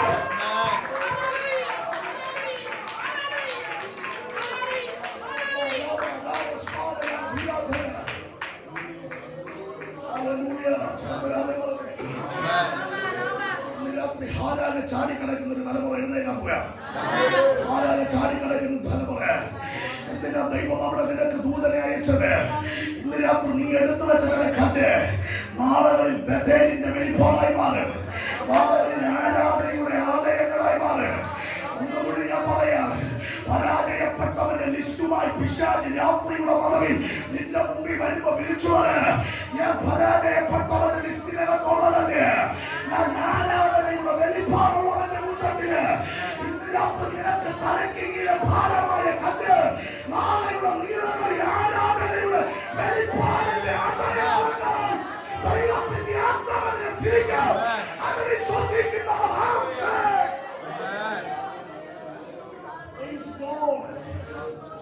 വാക്കി വിട്ട് മുൻപിലോട്ട് വരട്ടെ.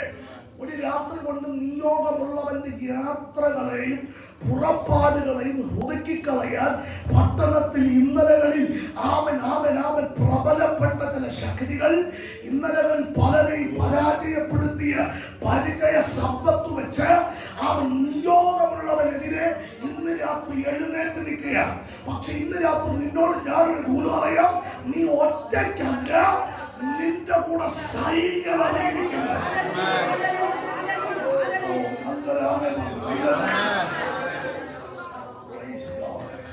ഇത് നിയോഗമുള്ളവരോടുള്ള ദൂതുകളാണ്. കേൾക്കണേ, കൂടാരത്തിന് പുറപ്പെട്ടിറങ്ങി വരുന്നവന്റെ മേൽ കിടക്കുന്ന വാഗ്ദത്തങ്ങൾക്കെതിരെ നിൽക്കുന്ന ഒരു ശക്തി. ആ ഭാഗം വിടാം, പ്രധാനപ്പെട്ട ദൂതിലേക്ക് വരാം. അവൻ ലാബാന്റെ വീട്ടിൽ ചെല്ലുന്നു. നീണ്ട 10-20 വർഷക്കാലം യാക്കോബ് ഒരു അടിമയെ പോലെ ആ വീടിനകത്ത് കഴിയേണ്ടി വരുന്നു. 20 വർഷക്കാലം പലവട്ടം ലാബാൻ ഇവന്റെ നന്മ എടുത്തു മാറ്റി, പല പ്രാവശ്യം നന്മകൾ എടുത്തു മാറ്റി. ഒരു അടിമയെ പോലെ യാക്കോബ് ആ വീടിനകത്ത് കഴിഞ്ഞു 10-20 വർഷം. ഏതാണ്ട് 20 വർഷം കഴിയുമ്പോൾ യാക്കോബിന്റെ ഹൃദയത്തിനകത്തൊരു ചിന്ത, അന്ന് ഉയർത്തിപ്പിടിച്ച ബഥേൽ, അന്നത്തെ ആരാധനയുടെ വെളിപ്പാട് അപ്പന്റെ വീടിലേക്ക് തിരിയാൻ അവർക്ക് അകത്തൊരു തീ കൊണ്ടിട്ടു. അവൻ തന്റെ ദാസിദാസന്മാർ, ഭാര്യമാർ, ഒട്ടക മൃഗസമ്പത്തികൾ, ധാരാളം അവൻ നന്മകളുമായി അമ്മായിയപ്പനായ ലാബാൻ അവൻ ആടുകൾക്ക് രോമം കത്തിരിക്കാൻ പോയ സമയം യാക്കോബ് തന്റെ ഭാര്യമാരെ സമ്പത്തുകളെ കൂട്ടി വീട് വിട്ടു പുറപ്പെട്ടു. അവൻ മൂന്നാമത്തെ ദിവസം ലാബാൻ അറിവ് കിട്ടി യാക്കോബ് വീട് വിട്ടു പോയി എന്ന്. അവൻ ലാബാൻ തന്റെ സഹോദരങ്ങളെ വിളിച്ചു കൂട്ടി 7 ദിവസത്തെ വഴിദൂരം പിന്നിട്ട് യാക്കോബിനെ ഗിലെയാദ് പർവ്വതത്തിൽ വെച്ച് പിടിക്കുന്നു. വായിച്ച ഉൽപ്പത്തി പുസ്തകം 31-ാമത്തെ അധ്യായത്തിലേക്ക് ഒന്നോടി വന്നാട്ട്. 31-ാം അധ്യായം അതിന്റെ 21-ാമത്തെ വാക്യത്തോട്ട് ഒന്ന് വായിച്ചാട്ട്. ഇങ്ങനെ അവൻ തനിക്കുള്ള സകലവുമായി ഓടിപ്പോയി. അവൻ പുറപ്പെട്ട് നദി കടന്നു ഗിലെയാദ് പർവ്വതത്തിന് നേരെ തിരിഞ്ഞു. യാക്കോബ് ഓടിപ്പോയി എന്ന് ലാബാന് 3-ാം ദിവസം അറിവ് കിട്ടി. ഉടനെ അവൻ തന്റെ സഹോദരന്മാരെ കൂട്ടിക്കൊണ്ട് 7 ദിവസത്തെ വഴി അവനെ പിന്തുടർന്നു ഗിലെയാദ് പർവ്വതത്തിൽ അവനോടൊപ്പം എത്തി. എന്നാൽ രാത്രി ദൈവം സ്വപ്നത്തിൽ അരാമ്യനായ ലാബാന്റെ അടുക്കൽ വന്ന് അവനോട്, നീ യാക്കോബിനോട് ഗുണമെങ്കിലും ദോഷമെങ്കിലും പറയാതിരിപ്പാൻ സൂക്ഷിച്ചുകൊള്ളുക എന്ന് കൽപ്പിച്ചു.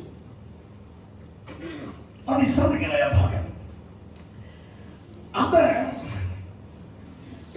ലാബാൻ വീട് വിട്ട് പുറപ്പെട്ടു. നിങ്ങൾ ആ വാക്ക് ശ്രദ്ധിച്ചോ? ലാബാൻ യാക്കോബിനെ പിന്തുടർന്ന് വരുമ്പോൾ രാത്രി സ്വപ്നത്തിൽ അരാമ്യനായ ലാബാൻ, ആ വാക്ക് നമ്മൾ അങ്ങനെ തന്നെ ചിന്തിക്കണം, അരാമ്യനായ ലാബാൻ, അരാമ്യനായ ലാബാനോട് രാത്രി സ്വപ്നത്തിൽ യഹോവയായ ദൈവം ഒരു ദൂത് പറഞ്ഞു. എന്താ ദൂത? നീ പോകുന്നത് കൊള്ളാം, ഗുണമാകട്ടെ ദോഷമാകട്ടെ ഒരു വാക്കുപോലും പറയാതിരിപ്പാൻ സൂക്ഷിച്ചുകൊള്ളുക. ഈ ദൂത് ലാബാന്റെ ഹൃദയത്തിൽ അവൻ സംഗ്രഹിച്ചുകൊണ്ട് യാക്കോബിന്റെ അടുത്തെത്തും. എവിടെ വെച്ചാ പിടിക്കുന്നത്? ഗിലെയാദ് പർവ്വതം. ഇനി വളരെ ഗൗരവമായി നിങ്ങൾ എല്ലാവരും അവൻ കുറച്ചു നേരത്തേക്ക് എന്നെ ശ്രദ്ധിക്കണം. ഗിലെയാദ് പർവ്വതത്തിലെത്തുമ്പോൾ അവിടെ വെച്ച് നമ്മുടെ നാട്ടുഭാഷയിൽ പറഞ്ഞാൽ അമ്മായി അപ്പനായ ലാബാനും മരുമകനായ യാക്കോബും തമ്മിൽ ഒരു വലിയ വാക്കേറ്റത്തിലെത്തി. എന്താ പ്രശ്നം? ലാബാന്റെ പ്രശ്നം ഇതാണ്. 1, എന്റെ പുത്രിമാരെ ചുംബിക്കാൻ നീ അനുവാദം തന്നില്ല. 2, നിനക്കൊരു യാത്രയയപ്പ് വേണമെങ്കിൽ നല്ലൊരു സെൻഡ് ഓഫിനെ തരുമായിരുന്നു, നീ അതിന് അനുവാദം തന്നില്ല. 3-ാമത്തെ വിഷയം, എന്റെ പിതാക്കന്മാരുടെ കാലഘട്ടം തൊട്ട് എന്റെ കുടുംബത്തിൽ ഞാൻ സൂക്ഷിക്കുന്ന എന്റെ ഗ്രഹവിഭവം കാണുവാനില്ല. 3 കാര്യങ്ങൾ പറഞ്ഞു. യാക്കോബുമായിട്ട് സംഭാഷണത്തിലും അവൻ ഏർപ്പെട്ടു. 2 പിള്ളേരുടെ കൂടാരത്തിൽ കയറിയിറങ്ങിയ അപ്പൻ പരാജിതനായി താൻ പിന്മാറി നിൽക്കുന്നു. യാക്കോബുമായിട്ടുള്ള വാക്ക് സംഭാഷണത്തിനൊടുവിൽ യാക്കോബും ലാബാനും പിരിയാൻ തീരുമാനിച്ചു. പിരിയുന്നതിന് മുമ്പ് ഇവര് 2 പേരും കൂടി പ്രാർത്ഥിക്കാൻ മുട്ടുമടക്കി. യാക്കോബ് കല്ലുകൾ വാരിക്കൂട്ടി, ലാബാനും കല്ലുകൾ വാരിക്കൂട്ടി. മുട്ടുകുത്തി നിന്നു. കൈകൾ രണ്ടും കല്ലിന്റെ മേൽ കുത്തി നിന്നുകൊണ്ട് ലാബാൻ പ്രാർത്ഥിച്ചു. ആ പ്രാർത്ഥനയ്ക്ക് ബൈബിൾ വിളിക്കുന്ന പേര് യഹർ സാഹദൂത. എന്താ വാക്കിന്റെ അർത്ഥം? സാക്ഷ്യത്തിന്റെ കൂമ്പാരം. സാക്ഷ്യത്തിന്റെ കൂമ്പാരം. മറുഭാഗത്ത് അവൻ യാക്കോബ് കല്ലുകൾ വാരി കൂട്ടി, യാക്കോബും മുട്ടുമടക്കി, യാക്കോബും പ്രാർത്ഥിക്കാൻ തുടങ്ങി. ആ പ്രാർത്ഥനയ്ക്ക് ബൈബിൾ വിളിക്കുന്ന പേര് മിസ്ബ അഥവാ കാവൽ മാടം. 2 വാക്കുകൾ, 2 പ്രാർത്ഥനകൾ.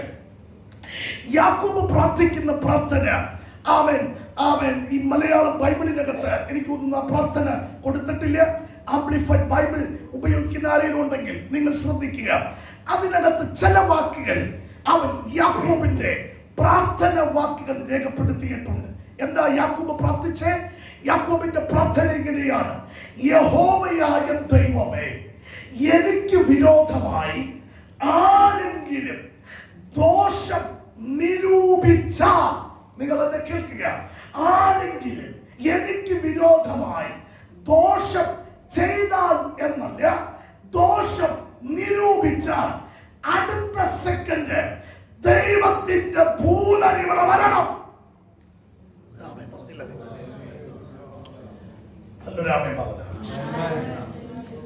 യാക്കോബിന്റെ പ്രാർത്ഥന ശ്രദ്ധിക്കുക.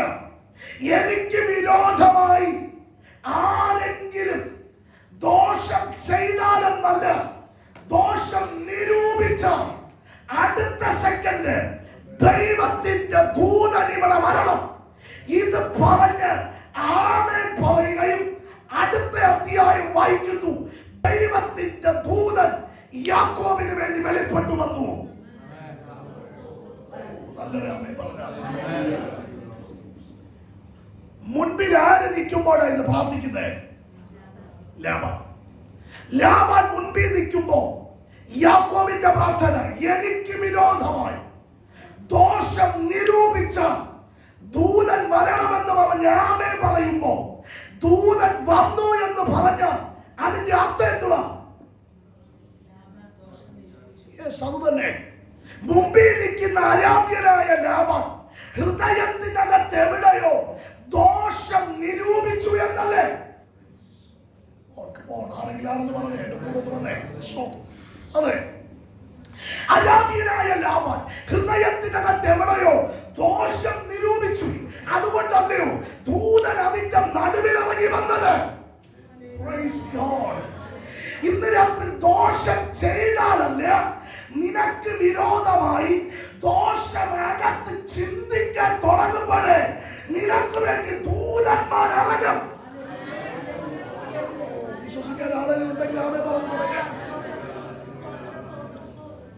നിങ്ങൾ ചോദിക്കും, എന്ത് ദോഷമവസ്ഥ അരാമ്യനായ ലാബാൻ ഹൃദയത്തിനകത്ത് നിരൂപിച്ചത്? പറയാം, മലയാളം ബൈബിളിൽ ഇല്ല, ഞാൻ ചരിത്രത്തിൽ നിന്ന് വാക്കുകൾ ഒന്ന് കടമെടുക്കണം. നിങ്ങൾ എന്നെ ശ്രദ്ധിച്ചോ. സ്റ്റോപ്പ്.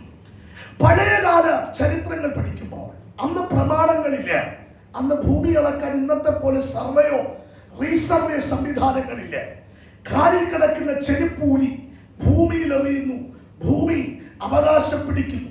കാലങ്ങൾ കഴിഞ്ഞു വരുമ്പോൾ കയറുകൾ കൊണ്ട് കല്ലുകൾ നാട്ടി ഭൂമി അളക്കുന്നു. പഴയ കാല തലമുറയിൽ ജീവിച്ചിരുന്ന ആമൻ പിതാക്കന്മാരൊക്കെ ഇവിടെ ഉണ്ട്. നിങ്ങൾ ചോദിച്ചാൽ അറിയാം. ആമൻ പണ്ട് കാലത്തൊക്കെ ഭൂമി അളന്നതും ഒക്കെ ഞാനും കേട്ടിട്ടുണ്ട്. എൻ്റെ അപ്പൻ്റെ കുടുംബത്തിൽ എൻ്റെ അപ്പൻ ഉൾപ്പെടെ അവർ 10 മക്കളാണ്. എൻ്റെ അപ്പൻ 5ാമത്തെ ആളാണ്. ആമൻ വല്യപ്പച്ചന്മാർ പറഞ്ഞു കേട്ടൊരു കേൾവി, ആമൻ ഏക്കർ കണക്കിന് ഭൂമിയിൽ പറയുന്നത് എൻ്റെ മൂത്ത മകൾക്ക് ഇന്ന ഭൂമി, ഇളയ മകന് ഇന്ന ഭൂമി, ഇങ്ങനെയൊക്കെ പറഞ്ഞ് വിഭാഗിച്ചു കൊടുത്തൊരു കാലഘട്ടമുണ്ട്. പിന്നത്തേതിൽ കയറ് പിടിച്ച് ആമൻ ഭൂമി അളക്കുന്നൊരു സമ്പ്രദായമൊക്കെ ഉണ്ടായി. കയറ് പിടിക്കുമ്പോൾ ശ്രദ്ധിച്ചു പിടിക്കണം, ഇല്ലെങ്കിൽ ഫലമുള്ള തെങ്ങ് അപ്പുറത്തും ഫലമില്ലാത്ത തെങ്ങ്. സ്വത്രം, നമുക്കിതൊന്നും അറിയത്തില്ല. സ്വത്രം. അപ്പൊ ഇങ്ങനെ ഭൂമി അവൻ കയറ് കൊണ്ട് അളന്ന് തിട്ടപ്പെടുത്തുന്ന ഒരു സംഭവം ഉണ്ടായി. ശ്രദ്ധിക്കണേ. ഭൂമി അളക്കുമ്പോൾ യാക്കോബും ലാബാനും പ്രാർത്ഥിച്ചു തിരിയുന്നതിന് മുമ്പ് ഭൂമി അളന്നു. ഭൂമി അളക്കുമ്പോൾ ഗിലെയാദ് എന്നറിയപ്പെടുന്ന ഭൂമി യാക്കോബിന്റെ പേരിൽ കിട്ടി. ഭൂമി അളന്നപ്പോൾ ഗിലെയാദ് എന്ന ഭൂമി യാക്കോബിന്റെ പേരിൽ കിട്ടും. യാക്കോബിന്റെ പേരിൽ ഈ ഭൂമി യാക്കോബിന്റെ പേരിൽ കിട്ടിയപ്പോൾ അരാമ്യനായ ലാബാന് ഹൃദയത്തിനകത്തൊരു വല്ലാത്ത വിമ്മിഷ്ടം ഉണ്ടായി. എന്തിനാ വാസ്തവ വിമ്മിഷ്ടം ഉണ്ടായേ? പറയാം. വിശുദ്ധ ബൈബിൾ പറയുന്നു, ഏറ്റവും കൂടുതൽ അവൻ ആദായമുള്ള ഭൂമി ഗിലെയാദാണ്. ഏറ്റവും കൂടുതൽ സമ്പത്തുള്ളത് ഗിലെയാദിലാണ്. ഇനി മറ്റൊരു പ്രത്യേകത, ഗിലെയാദിൽ നാം ഇന്ന് അനുഭവിക്കുന്ന ഏത് രോഗത്തിനുള്ള മരുന്ന് എവിടെ ഉണ്ട്? ഗിലെയാദിലുണ്ട്. ഇനി ഗിലെയാദിലെ മറ്റു പ്രത്യേകത അറിയണോ? ഉൽപ്പത്തി പുസ്തകം 37-ാം അധ്യായത്തിലേക്ക് ഒന്ന് ഓടി വന്ന് 37-ാം അധ്യായത്തിൽ ചില വാക്കുകൾ രേഖപ്പെടുത്തിയിട്ടുണ്ട്. വായിച്ച 24-ാമത്തെ വാക്യം 37-24.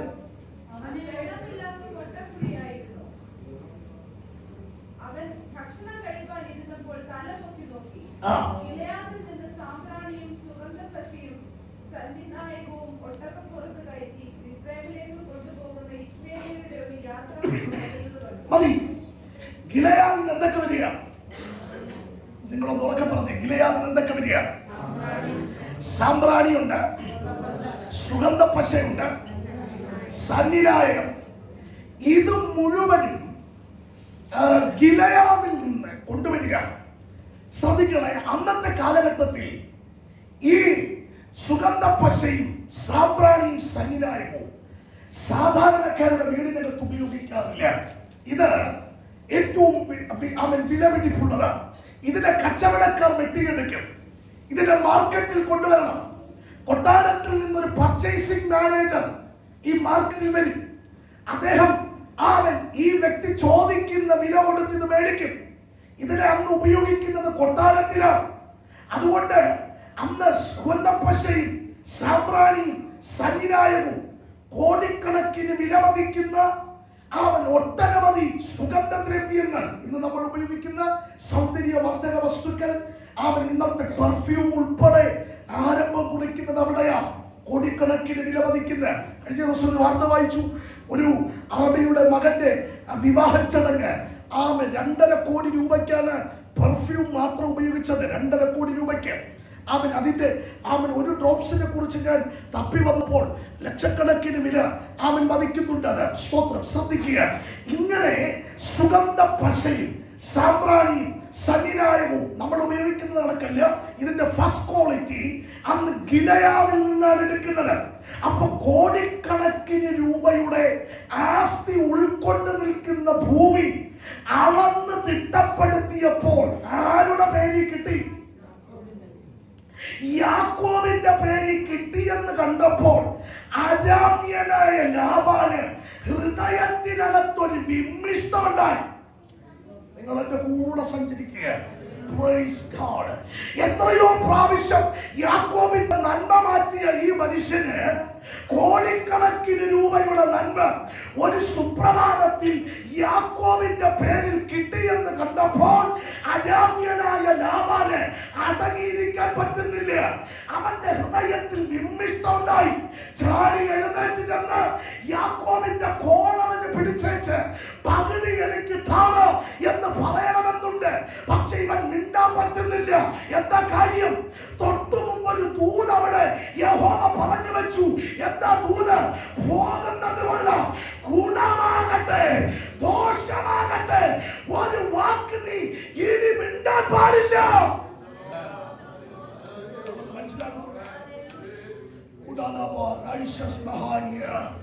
ഇന്ന് രാത്രി ദൈവം ചിലതിന് വിലക്കാൻ പോകാം. എത്ര പേർക്ക് മനസ്സിലാകുന്നു? നിന്നെ ഫോളോ അപ്പ് ചെയ്തുകൊണ്ടിരിക്കുന്ന വിഷയം, നിന്നെ പിന്തുടർന്നുകൊണ്ടിരിക്കുന്ന വിഷയം. പക്ഷെ ഇന്ന് രാത്രി പരിശുദ്ധാത്മാവ് പറയുന്നു, ഞാൻ ചിലതിനെ വിലക്കും, ഞാൻ ചിലതിനെ വിലക്കാൻ പോകുകയാണ്. എന്തോ വാക്ക് ഭയങ്കരമായി പരിശുദ്ധാത്മാവ് ചിലരോട് പറയാൻ ആവശ്യപ്പെടുന്നു. ഇനി നിന്നെ പിന്തുടരാൻ, ഇനി നിന്നെ ഫോളോ ചെയ്യാൻ കഴിയാത്ത വിധത്തിൽ ചിലതിനെ ദൈവം ലോക്ക് ചെയ്യാൻ പോകുകയാണ്.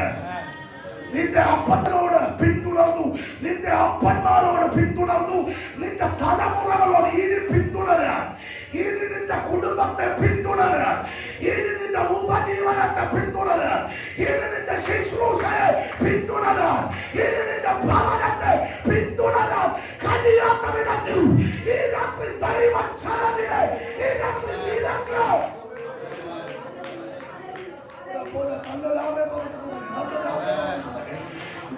എവിടേക്കോ ചിലതിനെ ദൈവം തടയാൻ പോവുകയാണ്. 2024 ഫോളോ ചെയ്തു. പക്ഷെ 25 പരിശുദ്ധാത്മാവ് ചിലതിനെ വിലക്കാൻ പോവുകയാണ്.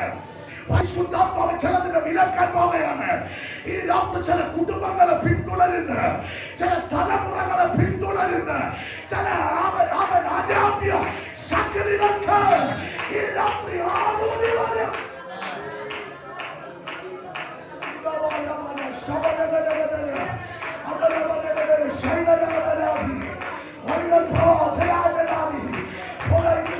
വിശ്വസിക്കുന്നവർ ഈ രാത്രി കലമൊന്ന് അടിച്ചവരെ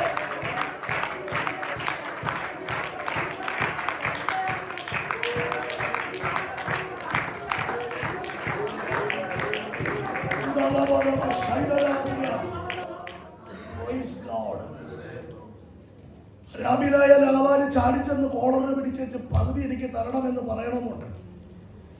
പുള്ളി നോക്കിയപ്പോ യാക്കോബിന്റെ അക്കൗണ്ടിലോട്ട് ഇതെല്ലാം പോകുന്നത്. 2 പെൺപിള്ളാരുടെ പേരിൽ ഇട്ടാലും ഒരു നോമിനിയുടെ പേരെ അവിടെ ഉള്ളൂ.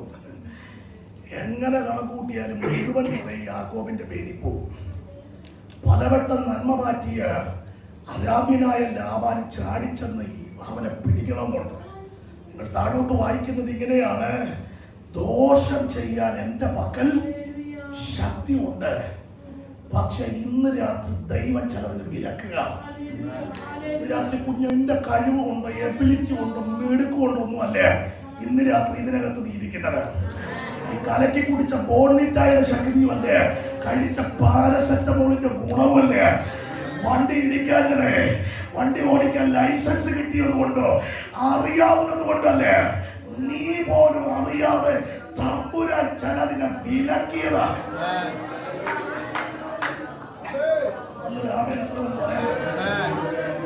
ഇന്ന് രാത്രി നീ തകരാതെ നിൽക്കുന്നത്, കൂടെ ഇറങ്ങിയ പലരും തകർന്നിട്ട് നീ തകരാതെ നിൽക്കുന്നത് ബാങ്ക് ബാലൻസ് ഉള്ളത് കൊണ്ടോ നല്ല ജോലി കിട്ടിയത് കൊണ്ടൊന്നുമല്ലേ.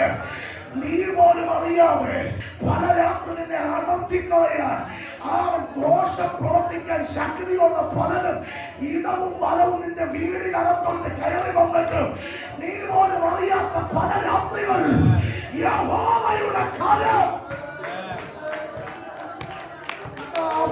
നന്ദി പറയാൻ എത്ര പേരുണ്ട് ഇതിനകത്ത്? കുറ്റത്തിന്റെ എബിലിറ്റികളല്ലേ, കഴിവല്ലേ, മിടുക്കല്ലേ, നിന്റെ പ്രാപ്തിയല്ലേ, പണമല്ലേ, ആരോഗ്യമല്ലേ, നീ പോലും അറിയാതെ നിനക്ക് വേണ്ടി ഇറങ്ങി വരുന്നത് ദൈവശക്തി.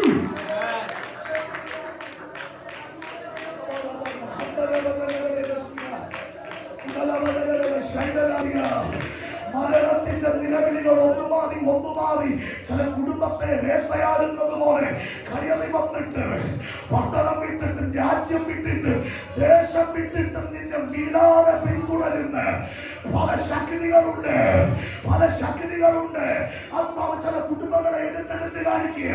ഇന്ന് രാത്രി ദേശം വിട്ട്, പട്ടണം വിട്ട്, മൈലുകൾ വിട്ട് നീ യാത്ര ചെയ്ത് ഇവിടെ വന്നിട്ടും നിന്നെ വിടാതെ, സ്വസ്ഥത തരാതെ, വിടുതൽ തരാതെ, നിന്റെ നന്മ കാണിക്കാതെ, നിനക്ക് വിരോധമായ ചട്ടക്കൂടുകൾ ഉണ്ടാക്കി നിന്നെ പിന്തുടരുന്ന നിഴലുപോലെ ചലിക്കുന്ന ചിലതിനെ നോക്കി ഇന്ന് രാത്രി ആത്മാവ് ഇടപെടാൻ പോവുകയാണ്.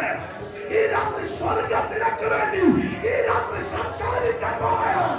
ഈ രാത്രി ചിലതിനെ അവൻ വിലക്കുകയാണ്.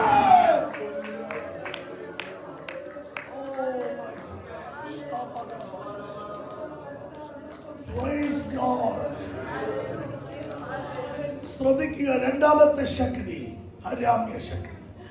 ഒന്നാമത്തെ ശക്തി കൊണ്ട് അവനെ മറക്കരുത്. ആരാ ഒന്നാമത്തെ ശക്തി? നിങ്ങളെന്റെ കൂടെ വരുന്നില്ലേ? ഒന്നാമത്തെ ശക്തി 10-20 വർഷമായി വാളിന് മൂർച്ച കൂട്ടിക്കൊണ്ടൊരുവൻ നിൽക്കുക. എന്താ അവന്റെ പേര്? ഏദോമ്യ ശക്തി. രണ്ടാമത്തെ ശക്തി വെളിപ്പെട്ടു വന്നു. ആരാ? അരാമ്യ ശക്തി. ഇതിന്റെ രണ്ടിന്റെ ഇടയില ഇന്ന് നമ്മുടെ സഭ നിൽക്കുന്നത്. നിങ്ങളെന്റെ കൂടെ വന്നേ. മുമ്പിൽ നിൽക്കുന്നവന്റെ ലക്ഷ്യം രക്തദാഹിയാണവൻ. രക്തച്ചൊരിച്ചിലുകൾ ഉണ്ടാക്കണം, തകർത്തു മുടിച്ചു കളയണം, വാതി കെട്ടി നിൽക്കുക. രണ്ടാമത്തെ ശക്തി, അവന്റെ ലക്ഷ്യം രക്തച്ചൊരിച്ചിലല്ല, അവന്റെ ലക്ഷ്യം ഗിലയാദിനെ പിടിക്കണം. രണ്ടാമത്തെ ശക്തി അവൻ സ്തോത്രം. അവനെങ്കിലും ഈ രണ്ട് ശക്തികളെ തെളിയിച്ചാൽ മാത്രമേ പുത്രത്വത്തിന്റെ പ്രാധാന്യം ഇതിനകത്ത് തെളിയിക്കാൻ പറ്റൂ. എങ്കിലും അവൻ സമയത്തിന്റെ പരിധിക്കകത്ത് നമുക്ക് കയറാം. ശ്രദ്ധിക്കുക, അവൻ ഏതോമ്യ ശക്തി അവിടെ നിൽക്കട്ടെ. അരാമ്യനെ കുറിച്ച് 1-2 വാക്കുകൾ കൂടി പറഞ്ഞ ഭാഗം അവസാനിപ്പിക്കാം. അരാമ്യ ശക്തിയുടെ പ്രധാന ലക്ഷ്യം ഏത് വിധേനയും എന്ത് പിടിക്കണം? ഗിലയാദ് പിടിക്കണം. ഗിലയാദ് കോടിക്കണക്കിന് രൂപയുടെ ആസ്തിയുണ്ട്. ദൈവമക്കളെ, ഒരു സുപ്രഭാതത്തിൽ അരാമ്യ ശക്തി ഒരു വൻകിട ശക്തിയായി എഴുന്നേറ്റു. അരാമ്യൻ യാക്കോബിന് അവകാശമായി കിട്ടിയ ഗിലയാദ് എന്നറിയപ്പെടുന്ന ഭൂമി അരാമ്യന്റെ കയ്യിലേക്ക് എത്തി. അരാമ്യന്റെ ഇപ്പൊ ഗിലയാദിൽ വിളയുന്ന സാമ്പ്രാണി, സന്നിനായ സുഗന്ധപ്പശ്, കോടിക്കണക്കിന് രൂപയുടെ ആസ്തി ഉൾക്കൊള്ളുന്ന നന്മ ഇപ്പോൾ അരാമ്യന്റെ വീടിനകത്ത് ഒഴുകാൻ തുടങ്ങി. തിരിച്ചു പിടിക്കാൻ അവൻ ഇസ്രായേലിൽ കരുത്തുറ്റ തന്റേടമുള്ള ഒരു വ്യക്തിയില്ല. സ്വന്തം അവകാശങ്ങൾ അരാമ്യന്റെ വീട്ടിലൊഴുകി. കാലങ്ങൾ കടന്നുപോയി. തിരിച്ചു മറുപടി പറയാൻ ആരുമില്ലാതിരിക്കെ യഹോവയായ ദൈവം എഴുന്നേറ്റു. ഇസ്രായേലിൽ തപ്പി നടക്കുക. ഇത് തിരിച്ചു പിടിക്കാൻ കരുത്തുള്ള തന്റേടമുള്ള ആരിവിടെ ഉണ്ട്? തപ്പി തപ്പി വന്നപ്പോ അവൻ ഒരു യോഗ്യതയും പറയാനില്ലാത്ത ഒരു കുഞ്ഞ് ചെറുപ്പക്കാരൻ കാടിനകത്ത് ആടുകളുമായിട്ട് നടക്കുന്നു. തമ്പുരാൻ ഇറങ്ങി വന്നു. അവന്റെ കൈക്ക് പിടിച്ച് വീട്ടിൽ കൊണ്ടുവന്നു. ശമൂവേൽ പ്രവാചകൻ തൈലക്കൊമ്പുമായി വന്നു. 3.5 ലിറ്റർ തൈലം തലയ്ക്ക് മീതെ എടുത്തൊഴിച്ച് അവരെ രാജാവായിട്ട് അഭിഷേകം ചെയ്തു. ദൈവത്തിന് ഇന്ന് ആവശ്യം ആമൻ ഇതുപോലെ അഭിഷേകമുള്ള ചിലതയാണ്. എടാ, യോഗ്യത വെച്ച് നോക്കിയാൽ ഞാൻ ആ ഭാഗമൊക്കെ വായിക്കുമ്പോൾ ഇങ്ങനെ ചിന്തിക്കും. ഈ ചേട്ടന്മാരൊക്കെ കൊട്ടാരത്തിൽ ഉന്നത ഉദ്യോഗസ്ഥന്മാര്. ഇവന്മാരൊന്ന് മനസ്സ് വെച്ചെങ്കിൽ ദാവീദിനെ കൂടി രക്ഷപ്പെടുത്താമായിരുന്നു അല്ലേ? ദാവീദിനാണെങ്കിൽ നന്നായിട്ട് പാട്ടുപാടാൻ കഴിവുണ്ട്. ഇവന്മാർ മനസ്സ് വെച്ചെങ്കിൽ കൊട്ടാരത്തിൽ ഏതെങ്കിലും ഒരു ഗായക സംഘത്തിൽ ആരെ എത്തിക്കായിരുന്നു. മനസ്സ് വെക്കാത്തതിനായ ഒരു സ്വപ്നം പറഞ്ഞു. നന്നായിട്ട് ഗിറ്റാറൊക്കെ വായിക്കാൻ കഴിവുണ്ട് ആർക്ക്? ദാവീദിന്. ചേട്ടന്മാരൊന്ന് റെക്കമെൻഡ് ചെയ്തെങ്കിൽ ഇവനെ കൊട്ടാരത്തിൽ ഒരു മിസ്യൂഷനായിട്ടെങ്കിലും സ്വപ്നം പറഞ്ഞേ. ഒന്നും വേണ്ടതേ, ചെറുപ്പം മുതലേ ആടുകളെ പരിപാലിക്കാൻ ഒരു പ്രത്യേക കൃപ വരും. ഈ ചേട്ടന്മാര് മനസ്സ് വെച്ചെങ്കിൽ കൊട്ടാരത്തിൽ മൃഗസംരക്ഷണ വകുപ്പിലെങ്കിലും ചിലരൊക്കെ നിന്നെ മനസ്സ് വെക്കാത്തതിനായി ഒരു സ്വന്തം.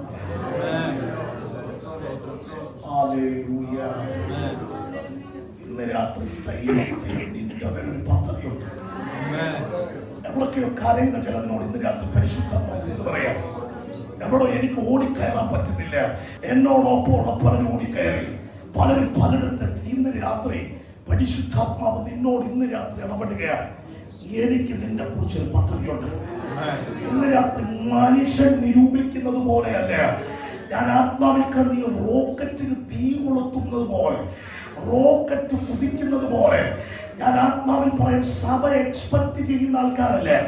നിങ്ങളുടെ പ്രതീക്ഷകൾക്കകത്തു പോലും ഇല്ലാത്ത ചിലതിനെ തമ്പുരാൻ എഴുന്നേൽപ്പിക്കാൻ തുടങ്ങും. തമ്പുരാൻ എഴുന്നേൽപ്പിക്കും. നമ്മുടെയൊക്കെ മാനുഷിക ചിന്തയിൽ കിടക്കുന്ന പരിഗണനകളുണ്ട്. ഇങ്ങനെ രക്ഷപ്പെടും, ഇന്നാലും ഇങ്ങനെയൊക്കെ കയറും. പക്ഷേ ഇന്ന് രാത്രി കളം തിരിക്കുകയാണ്. നിന്റെ ചിന്തയിൽ പോലും ഇല്ലാത്ത ചിലതിനെ, നീ ചിന്തിക്കാത്ത ചിലതിനെ ഇന്ന് രാത്രി പരിശുദ്ധാത്മാവ് എഴുന്നേൽപ്പിക്കാൻ പോവുകയാണ്. ഞാൻ ആ വാക്ക് പറയുമ്പോൾ ഭയങ്കരപ്പെട്ട് അവൻ അപ്ഡേഷനുകൾ നടക്കുന്നത് പോലെ ഭയങ്കരമായി ചില ചേഞ്ചുകൾ ചില കുടുംബങ്ങളിൽ സംഭവിക്കാൻ പോവുകയാണ്. നീ പോലും പ്രതീക്ഷിക്കാത്ത ചിലത് ഇന്ന് രാത്രി നിന്റെ വീടിനകത്ത് സംഭവിക്കുകയാണ്. നീ ഉദ്ദേശിച്ച വിരുന്നുകൾ, നീ അറിഞ്ഞ ചില വിരുന്നുകളിൽ നിന്നെ പ്രധാനിയാക്കുന്നത് പോലെ നിന്നെ വിളിച്ചു വരുത്തി അവസാനത്തെ പന്തിയിൽ കയറ്റിയ ചില മേഖലകൾക്കകത്ത് ഇന്ന് രാത്രി ആത്മാവ് ദൂത് പറയുകയാണ്. നിന്നെ അധികാരിയാക്കുന്നത് പോലെ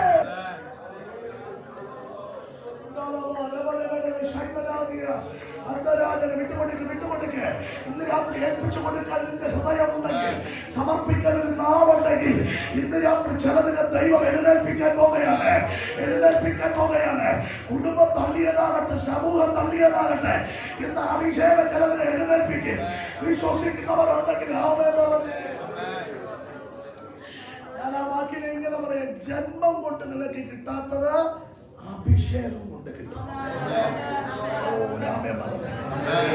ജന്മം കൊണ്ട് നിനക്ക് കയറാൻ പറ്റാത്തത് ജനറ്റിക്കൽ, നിന്റെ ജീനിനകത്തു പോലും ഇല്ലാത്ത ചിലത് ജനനം കൊണ്ടുപോലും നിനക്ക് കയറാൻ പറ്റാത്തത് അഭിഷേകം നിന്റെ മേൽ വീണാൽ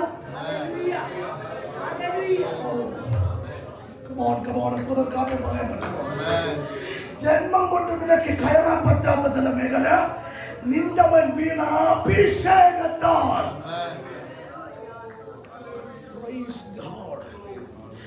ദാവീദിനെ ദൈവം അഭിഷേകം ചെയ്തു. ദാവീദിനെ അഭിഷേകം ചെയ്തു. ഇസ്രായേലിൽ രണ്ടാമത്തെ രാജാവായി ദാവീദിനെ ദൈവം അഭിഷേകം ചെയ്തു. ദാവീദ് സിംഹാസനത്തിനകത്ത് വന്നിരുന്നു. ശ്രദ്ധിക്കുക, ദാവീദ് സിംഹാസനത്തിൽ കയറി. ആ സിംഹാസനത്തിൽ ഇരിക്കുമ്പോൾ ദാവീദ് എന്ന ചെറുപ്പക്കാരൻ രാജ്യത്തിന്റെ മുഴുവൻ തായ്പ്രമാണം കൊണ്ടുവരാൻ പറഞ്ഞു. മുഴുവൻ പ്രമാണങ്ങൾ ദാവീദിന്റെ കയ്യിൽ കൊണ്ടുവന്നു. ദാവീദ് വിരലോടിച്ച് പരിശോധിക്കുമ്പോൾ തന്റെ വല്യപ്പച്ചന്റെ കാലം തൊട്ട് തന്റെ പിതൃതലമുറകൾ അനുഭവിച്ചു കൊണ്ടിരുന്ന ഗിലെയാദ് എന്നറിയപ്പെടുന്ന ഭൂമി അവൻ ഇപ്പോൾ അരാമ്യന്റെ കയ്യിൽ ഇരിക്കുകയാണ്. ദാവീദ് പറഞ്ഞു, ഇത് അങ്ങനെ വിട്ടാൽ പറ്റില്ല. അഭിഷേകം ഉള്ളവനെ ദൈവം എഴുന്നേൽപ്പിച്ചുകൊണ്ട് വരുന്നത് കണ്ടോ? അഭിഷേകമുള്ളവൻ രാജ്യത്ത് എഴുന്നേറ്റ് വന്നു. അവൻ എഴുന്നേറ്റ് വന്നു. ഉപ്പു താഴ്വരയിലോട്ട് ദാവീദ് ഇറങ്ങിച്ചെന്നു. 60-ാമത്തെ സങ്കീർത്തനം അതിന്റെ തലക്കെട്ടിൽ ഇങ്ങനെ വായിക്കുന്നു: ഏദോമ്യനെയും അരാമ്യനെയും അവിടെ വെച്ച് സംഗ്രഹിച്ചു കളഞ്ഞിട്ട് ദാവീദ് അവിടെ വിളിച്ചു പറഞ്ഞൊരു വാക്കുണ്ട്: ഗിലെയാദ് എനിക്കുള്ളത്, മനശ്ശെ എനിക്കുള്ളത്, എഫ്രയീമിന്റെ തലക്കോലിയോ യഹൂദ എന്റെ ചെങ്കോൽ, മോവാബ് എനിക്ക് കരുതുവാനുള്ള പട്ടണോ, ഏദോമിൽ ഇന്ന് രാത്രി ഞാൻ എന്റെ ചെരുപ്പ് തിരിച്ചു പിടിക്കാൻ അഭിഷേകമുള്ള ഒരു തലമുറ ഇന്ന് രാത്രി ഈ പട്ടണത്തിൽ ദൈവത്തിന്റെ ആത്മാവ് എഴുന്നേൽപ്പിക്കട്ടെ.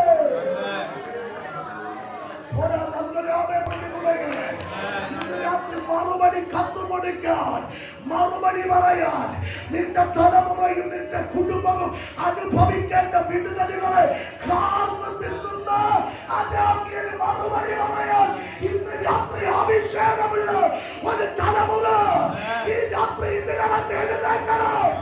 വിശ്വസിക്കുന്നവർ ഈ രാത്രി കരമടിച്ച്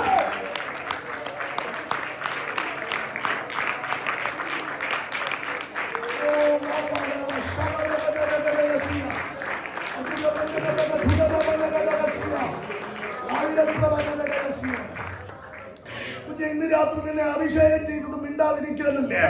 ഇന്ന് രാത്രി നിന്റെ കഴിഞ്ഞ നാളുകളെ മിണ്ടാതാക്കിയ ചിലതിന് മറുപടി പറയാണ്. നിന്റെ മേൽ പകർന്ന അഭിഷേകം മൂടി വെക്കാനുള്ളതല്ല, മൂടുപടങ്ങളെ അഴിക്കുന്നതാണ് അഭിഷേകം. നിന്റെ മേൽ പകർന്ന അഭിഷേകം അടച്ചു വെക്കാനുള്ളതല്ല, അടച്ചതിനെ തുറക്കുന്നതാണ് അഭിഷേകം. യോഗ്യന്മാർ പലരും വീടിനകത്തുള്ളപ്പോൾ അയോഗ്യനെന്ന് തള്ളിയ നിന്നെ ഒരു യോഗ്യതകളും നോക്കാതെ അഭിഷേകം ചെയ്ത് നിന്റെ പദവികൾ അലങ്കരിക്കാൻ ഇവിടെ കൊണ്ടുവന്നത് വെറുതെ ഇരിക്കാനല്ലേ. കാലാകാലങ്ങളായി അടിമച്ചങ്ങല കൊണ്ട് കെട്ടിയ അരാമ്യന്റെ കെട്ടുവിട്ട് അവൻ അഴിച്ചുവിടാൻ നിന്റെയകത്ത് പകർന്ന അഭിഷേകം അതിന് പര്യാപ്തമുള്ളതാണ്. ഇന്ന് രാത്രി വായെന്ന് തുറന്ന് ആവേ പറയേ. നിന്റെ വായ് തുറക്കുമ്പോൾ അവനെ പറയുന്നു, നിന്റെ തൊണ്ട അവൻ ആയുധശാലയായി പണിതിരിക്കുന്നു. നീ ഒരു വാക്കു പറഞ്ഞാൽ ശത്രുവിന്റെ പ്രാണയത്തിൽ ആറ്റം ബോംബ് വീഴുന്നതിനേക്കാൾ ശക്തിയുള്ള അഭിഷേകം ഈ രാത്രി നിന്റെ അകത്ത് ചലിക്കട്ടെ.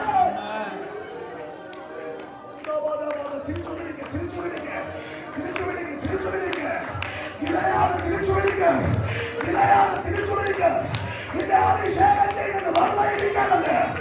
ഈ രാത്രി ആമേൻ പറഞ്ഞു തുടങ്ങ്. ഈ രാത്രി ശ്ലോകം പറഞ്ഞു തുടങ്ങ്. നിന്റെ അകത്ത് ശക്തി ആവരിക്കട്ടെ.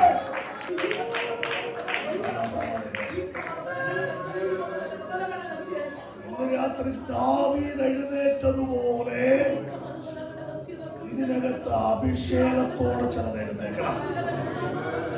2025 വളരെ ഗൗരവമായി സഭ നേരിടേണ്ട വിഷയങ്ങളാണ്. ഇന്ന് രാത്രി ദൈവം തന്നെ അഭിഷേകം ചെയ്തത് മൗനമായിട്ടിരിക്കാനല്ല. ദൈവം തന്നെ അഭിഷേകം ചെയ്ത് നിന്നെക്കാൾ യോഗ്യന്മാരുള്ള പലതിനെ മാറ്റി നിർത്തിയിട്ട് അയോഗ്യനായ നിന്റെ യോഗ്യതകളെ യോഗ്യതയായി കണ്ടുകൊണ്ട് നിന്നെ അഭിഷേകം ചെയ്ത് ദൈവം കൊണ്ടിരുത്തിയത് ഇന്ന് ഇന്ന് രാത്രി ചിലതിനെ മടക്കി പിടിക്കണം. ഞാൻ ആ വാക്കുകളൊന്നും വിടാം. ദാവീദിന്റെ സീസണിൽ ദാവീദ് ഗിലെയാദ് തിരിച്ചു പിടിച്ചു. കാലങ്ങൾ കഴിഞ്ഞു, കാലങ്ങൾ ഒത്തിരി പിന്നിട്ടു. ഇസ്രായേലിൽ അടുത്ത രാജഭരണം വന്നു. വർഷങ്ങൾ കഴിയുമ്പോൾ ഇസ്രായേലിൽ ഇപ്പോൾ ഒരു ഭാര്യയും ഭർത്താവും ഭരണത്തിൽ വന്നു. ആരാണിപ്പോൾ ഇസ്രായേലിനെ ഭരിക്കുന്നത്? ഇസബേലും ആഹാബും രണ്ടുപേർ ഭരണകസേനയിൽ വന്നു. ഇവർ വന്നപ്പോൾ ഇവർ അരാമ്യനുമായിട്ട് ഒരു രഹസ്യ കരാറിൽ ഒപ്പുവെച്ചു. എന്താണ് രഹസ്യ കരാറ്? ആമേൻ. ഇസബേലും ആഹാബും പറഞ്ഞു, പണ്ടൊരിക്കൽ ദാവീദ് എന്ന ചെറുക്കൻ അവന്റെ മേൽ പകർന്ന അഭിഷേകത്താൽ അവൻ ഗിലെയാദ് തിരിച്ചു പിടിച്ചു. പക്ഷെ ഇന്നത് സംരക്ഷിച്ചു കൊണ്ടുപോകാൻ ഇവിടെ ആരുമില്ല. ചോദിക്കാനും പറയാനും ഗിലെയാദിൽ നിന്ന് കരുത്തുറ്റ തന്റെ ഇടമുള്ള ഒരു വ്യക്തിയില്ല.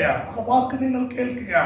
ഗിലെയാദിനെ കുറിച്ച് ഇപ്പോൾ ചോദിക്കാൻ തന്റെ ഇടമുള്ള ആരും ഗിലെയാദിലില്ല. അതുകൊണ്ട് ഇസബേലും ആഹാബും രഹസ്യ കരാർ 3.5 വർഷത്തേക്ക് ഒപ്പുവെച്ചു. എന്താണ് ഒപ്പുവെച്ചത്? ആമേൻ. ഇവിടുത്തെ ആമേൻ ഗിലെയാദിനെ സാമ്രാണി, സന്നിനായകം, സുഗന്ധപ്പശ ഇത് മുഴുവനും അരാമിലേക്ക് കൊണ്ടുപോകാൻ ഇസബേലും ആഹാബും ഒപ്പുവെച്ചു. ഇവർ ഒപ്പുവെച്ചേച്ച് കസേരയിൽ ഇരിക്കുക. കാര്യം അച്ഛന അവിടുത്തെ ഭരണകർത്താവെങ്കിലും ഇസബേല് പറയുന്നത് പോലെയാണ് കാര്യങ്ങൾ നടക്കുന്നത്. രാമേ പറയാമോ? അല്ലേ? നമ്മുടെ ഇവിടെ എങ്ങനെയാണെന്ന് അറിയത്തില്ല. നാട്ടിലേക്ക് ഞാൻ ചെന്നപ്പോൾ ചില വീട്ടിൽ അച്ഛനുണ്ടെങ്കിലും അമ്മാമ്മ പറഞ്ഞാലേ കാര്യം. രാമേ പറഞ്ഞേക്കും നിങ്ങളുടെ കാര്യമല്ലേ പറയും. നല്ല രാമേ പറഞ്ഞു.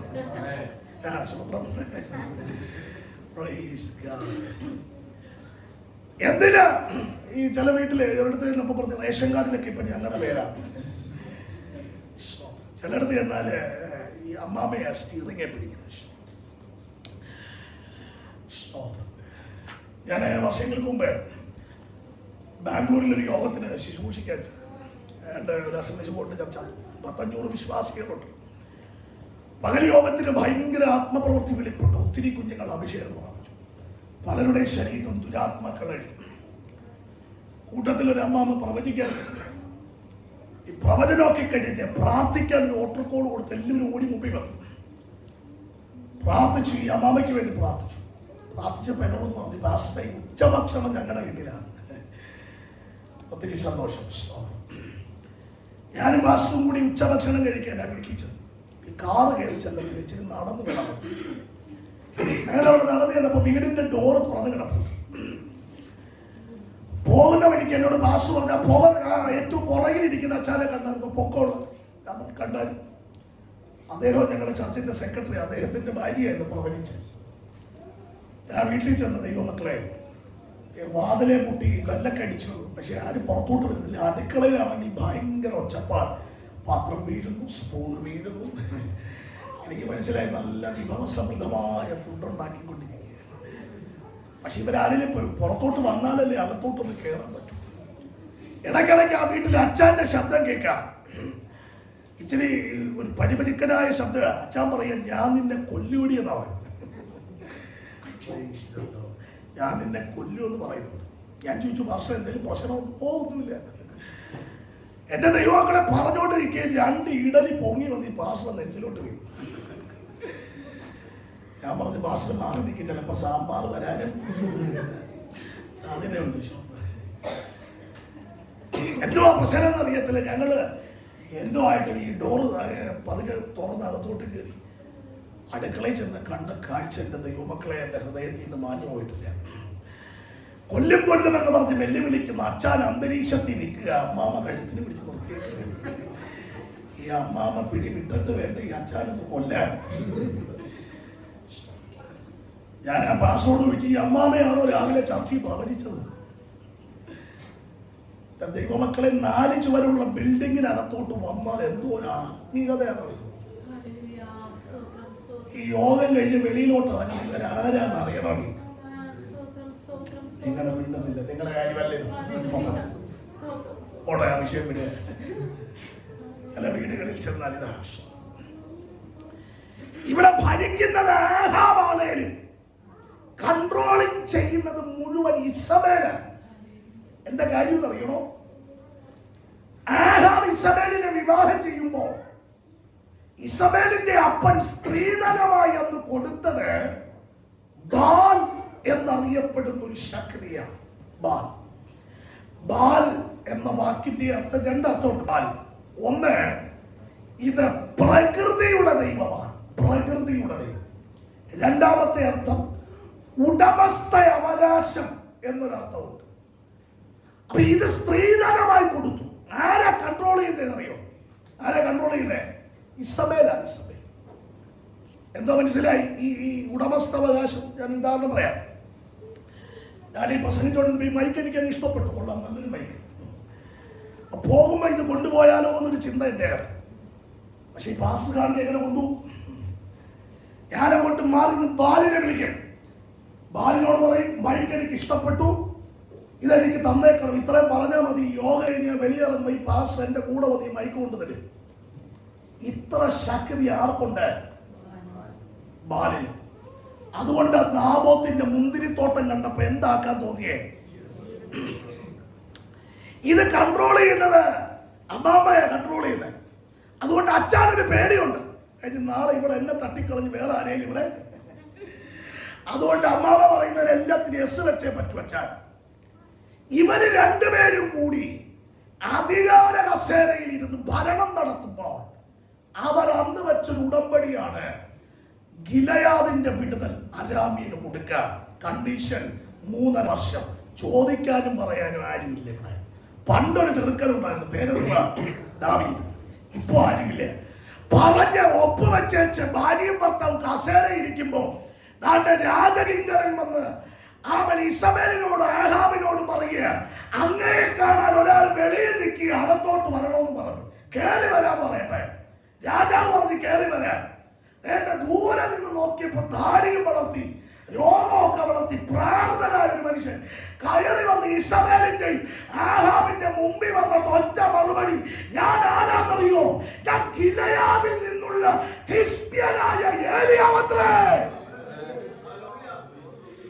ഗിലെയാദെന്ന് കേൾക്കുകയും പുള്ളിക്കാരുടെ മുട്ടുകാല് പറയ്ക്കാൻ തുടങ്ങി.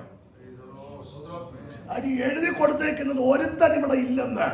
പക്ഷെ ഇന്ന് രാത്രി പ്രാർത്ഥിക്കാൻ തന്റെ വചനം ഇന്നിവിടെ എഴുന്നേക്കാൻ പോവാ. ആരൊക്കെ എഴുന്നേറ്റാൽ ഇന്ന് ദൈവ നിയോഗമുള്ള ജനത എഴുന്നേക്കും. വിശ്വസിക്കാൻ പറ്റുന്നവരാണേ പറഞ്ഞാണ്. പുള്ളി വന്ന ഉടനെ ആദ്യത്തെ ഇൻട്രോയിൽ തന്നെ പറഞ്ഞു, ഞാൻ ആരെ.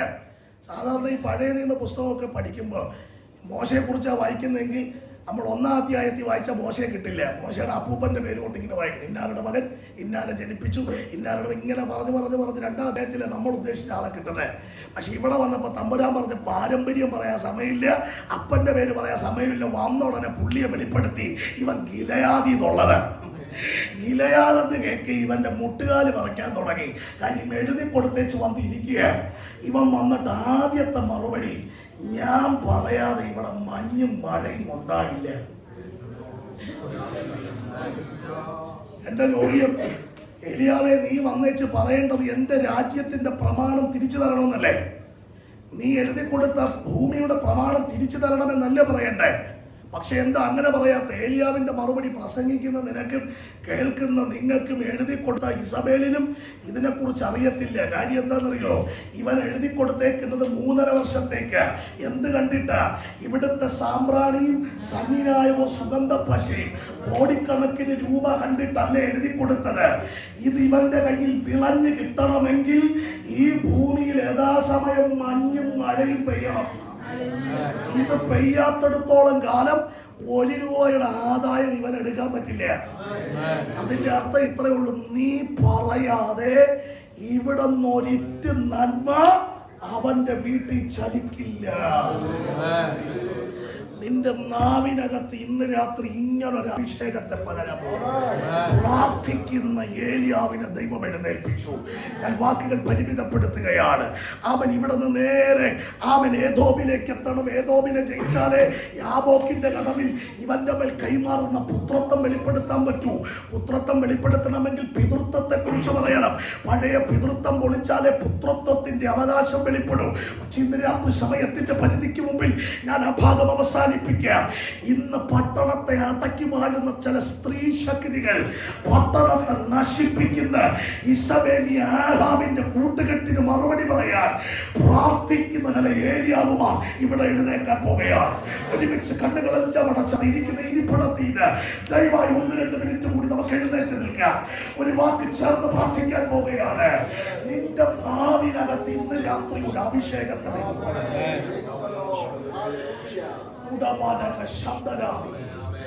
ഗിലെയാദ് ദൈവസഭയെ കാണിക്കുക.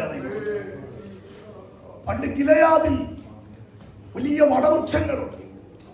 ഈ വടവൃക്ഷങ്ങൾക്കകത്തോട്ട് പ്രവാചകന്മാർ പുരോഹിതന്മാർ കയറും. വടവൃക്ഷത്തെ തൊട്ടിട്ടൊരു പ്രാർത്ഥന പ്രാർത്ഥിക്കും. ഉത്തമഗീതത്തിൽ കിടപ്പുണ്ട് പ്രാർത്ഥന. എന്താ? വടതിക്കാറ്റെ വഴിക തെന്നിക്കാറ്റെ വീശുക. ഇത് പറയുമ്പോൾ ഒരു വലിയ കാറ്റടിക്കും. കാറ്റത്ത് വടവൃക്ഷങ്ങൾ ആടി ഉലയും. ഉലച്ചിലിൽ ഇതിലെ വൃക്ഷത്തിന്റെ തോട് പൊട്ടും. തോട് പൊട്ടുമ്പോഴ നേരത്തെ വായിച്ച സാമ്പ്രാണിയും സുഗന്ധ പശയും പുറത്തോട്ട് വരും. ഇതറിയാവുന്ന വൈദ്യൻ അതിനെ കുത്തിയെടുക്കും. ഇതിന്റെ സുഗന്ധം കാറ്റത്ത് വ്യാപിക്കാൻ തുടങ്ങി. ഗിലെയാദിന്റെ വെളിയിൽ 100 കണക്കിന് രോഗികൾ കാത്തുകിടക്കുക. ഈ സ്മെല്ല്, ഇതിന്റെ സുഗന്ധം പട്ടണത്തിന്റെ വെളിയിലെത്തുമ്പോൾ അടുത്ത് കിടക്കുന്ന രോഗിയുടെ കൈക്ക് പിടിച്ചിട്ട് മറ്റൊരു രോഗി പറയും, വരിക. ഗിലെയാദിനകത്ത് നിന്ന് സുഗന്ധം വരുന്നു. ഒരു അഡ്വർടൈസ്മെന്റ് കൊടുക്കണ്ട, ചിലത് ഗിലെയാദിൽ കയറും. ഇന്ന് രാത്രിയിൽ ഒരു അധികാരത്തിന്റെ പകർച്ചയ്ക്ക് വേണ്ടി പ്രാർത്ഥിക്കാൻ പോകുക. എല്ലാ കണ്ണുകളും പറഞ്ഞാൽ എല്ലാ കണ്ണുകളും അടുത്ത 1-2 മിനിറ്റുകൾ കൂടി നമ്മൾ പ്രാർത്ഥിക്കും. ചില അവകാശങ്ങളെ തിരിച്ചു പിടിക്കാൻ പോവുകയാണ്. നിന്റെ പേരിൽ വെളിപ്പെട്ടു വരേണ്ടുന്ന ചില വിടുതലുകൾ നിന്റെ പേരുമായി ബന്ധപ്പെട്ട് ഞാൻ ഇന്ന് ദൂതകളെല്ലാം പൊതുവായിട്ട് പറഞ്ഞു വിടാം. ഇന്ന് രാത്രി അത് ആരെയും തൊട്ടു പറയാൻ നിൽക്കുന്നില്ല. ചില കുടുംബങ്ങൾക്കകത്തോട്ട് ഈ രാത്രി ചില വിടുതലുകൾ ആത്മാവ് കൈമാറാൻ പോകുക. എല്ലാ കണ്ണുകളും പ്രാർത്ഥിക്കാൻ. അന്യഭാഷ പ്രാപിച്ചവർ ആത്മനിറവിൽ പ്രാർത്ഥിക്കണം. ആത്മനിറവിൽ അടുത്ത 1-2 മിനിറ്റ് മൗനമായിട്ട് നിൽക്കരുത്. പട്ടണത്തെ ഭരിക്കുന്ന ഇസബേലിന്റെ കൂട്ടുകെട്ടുകളെ പൊളിക്കണം. ആഹാബിന്റെ കൂട്ടുകെട്ടുകളെ പൊളിക്കണം. അഭിഷേകമുള്ള ദാവീദ് എഴുന്നേറ്റതുപോലെ, പ്രാർത്ഥിക്കുന്ന ഏലിയാവ് എഴുന്നേറ്റതുപോലെ ഇന്ന് രാത്രി മറുപടി കത്തുകളുമായി ഇതിനകത്ത് നിയോഗമുള്ളവരെല്ലാം എഴുന്നേക്കാൻ പോവുക. എല്ലാ കണ്ണുകളാണോ നിന്റെ വീടിനകത്ത് വെളിപ്പെടേണ്ടത് ചില അവകാശങ്ങൾ തിരിച്ചു പിടിക്കാം. നിയോഗത്തോടെ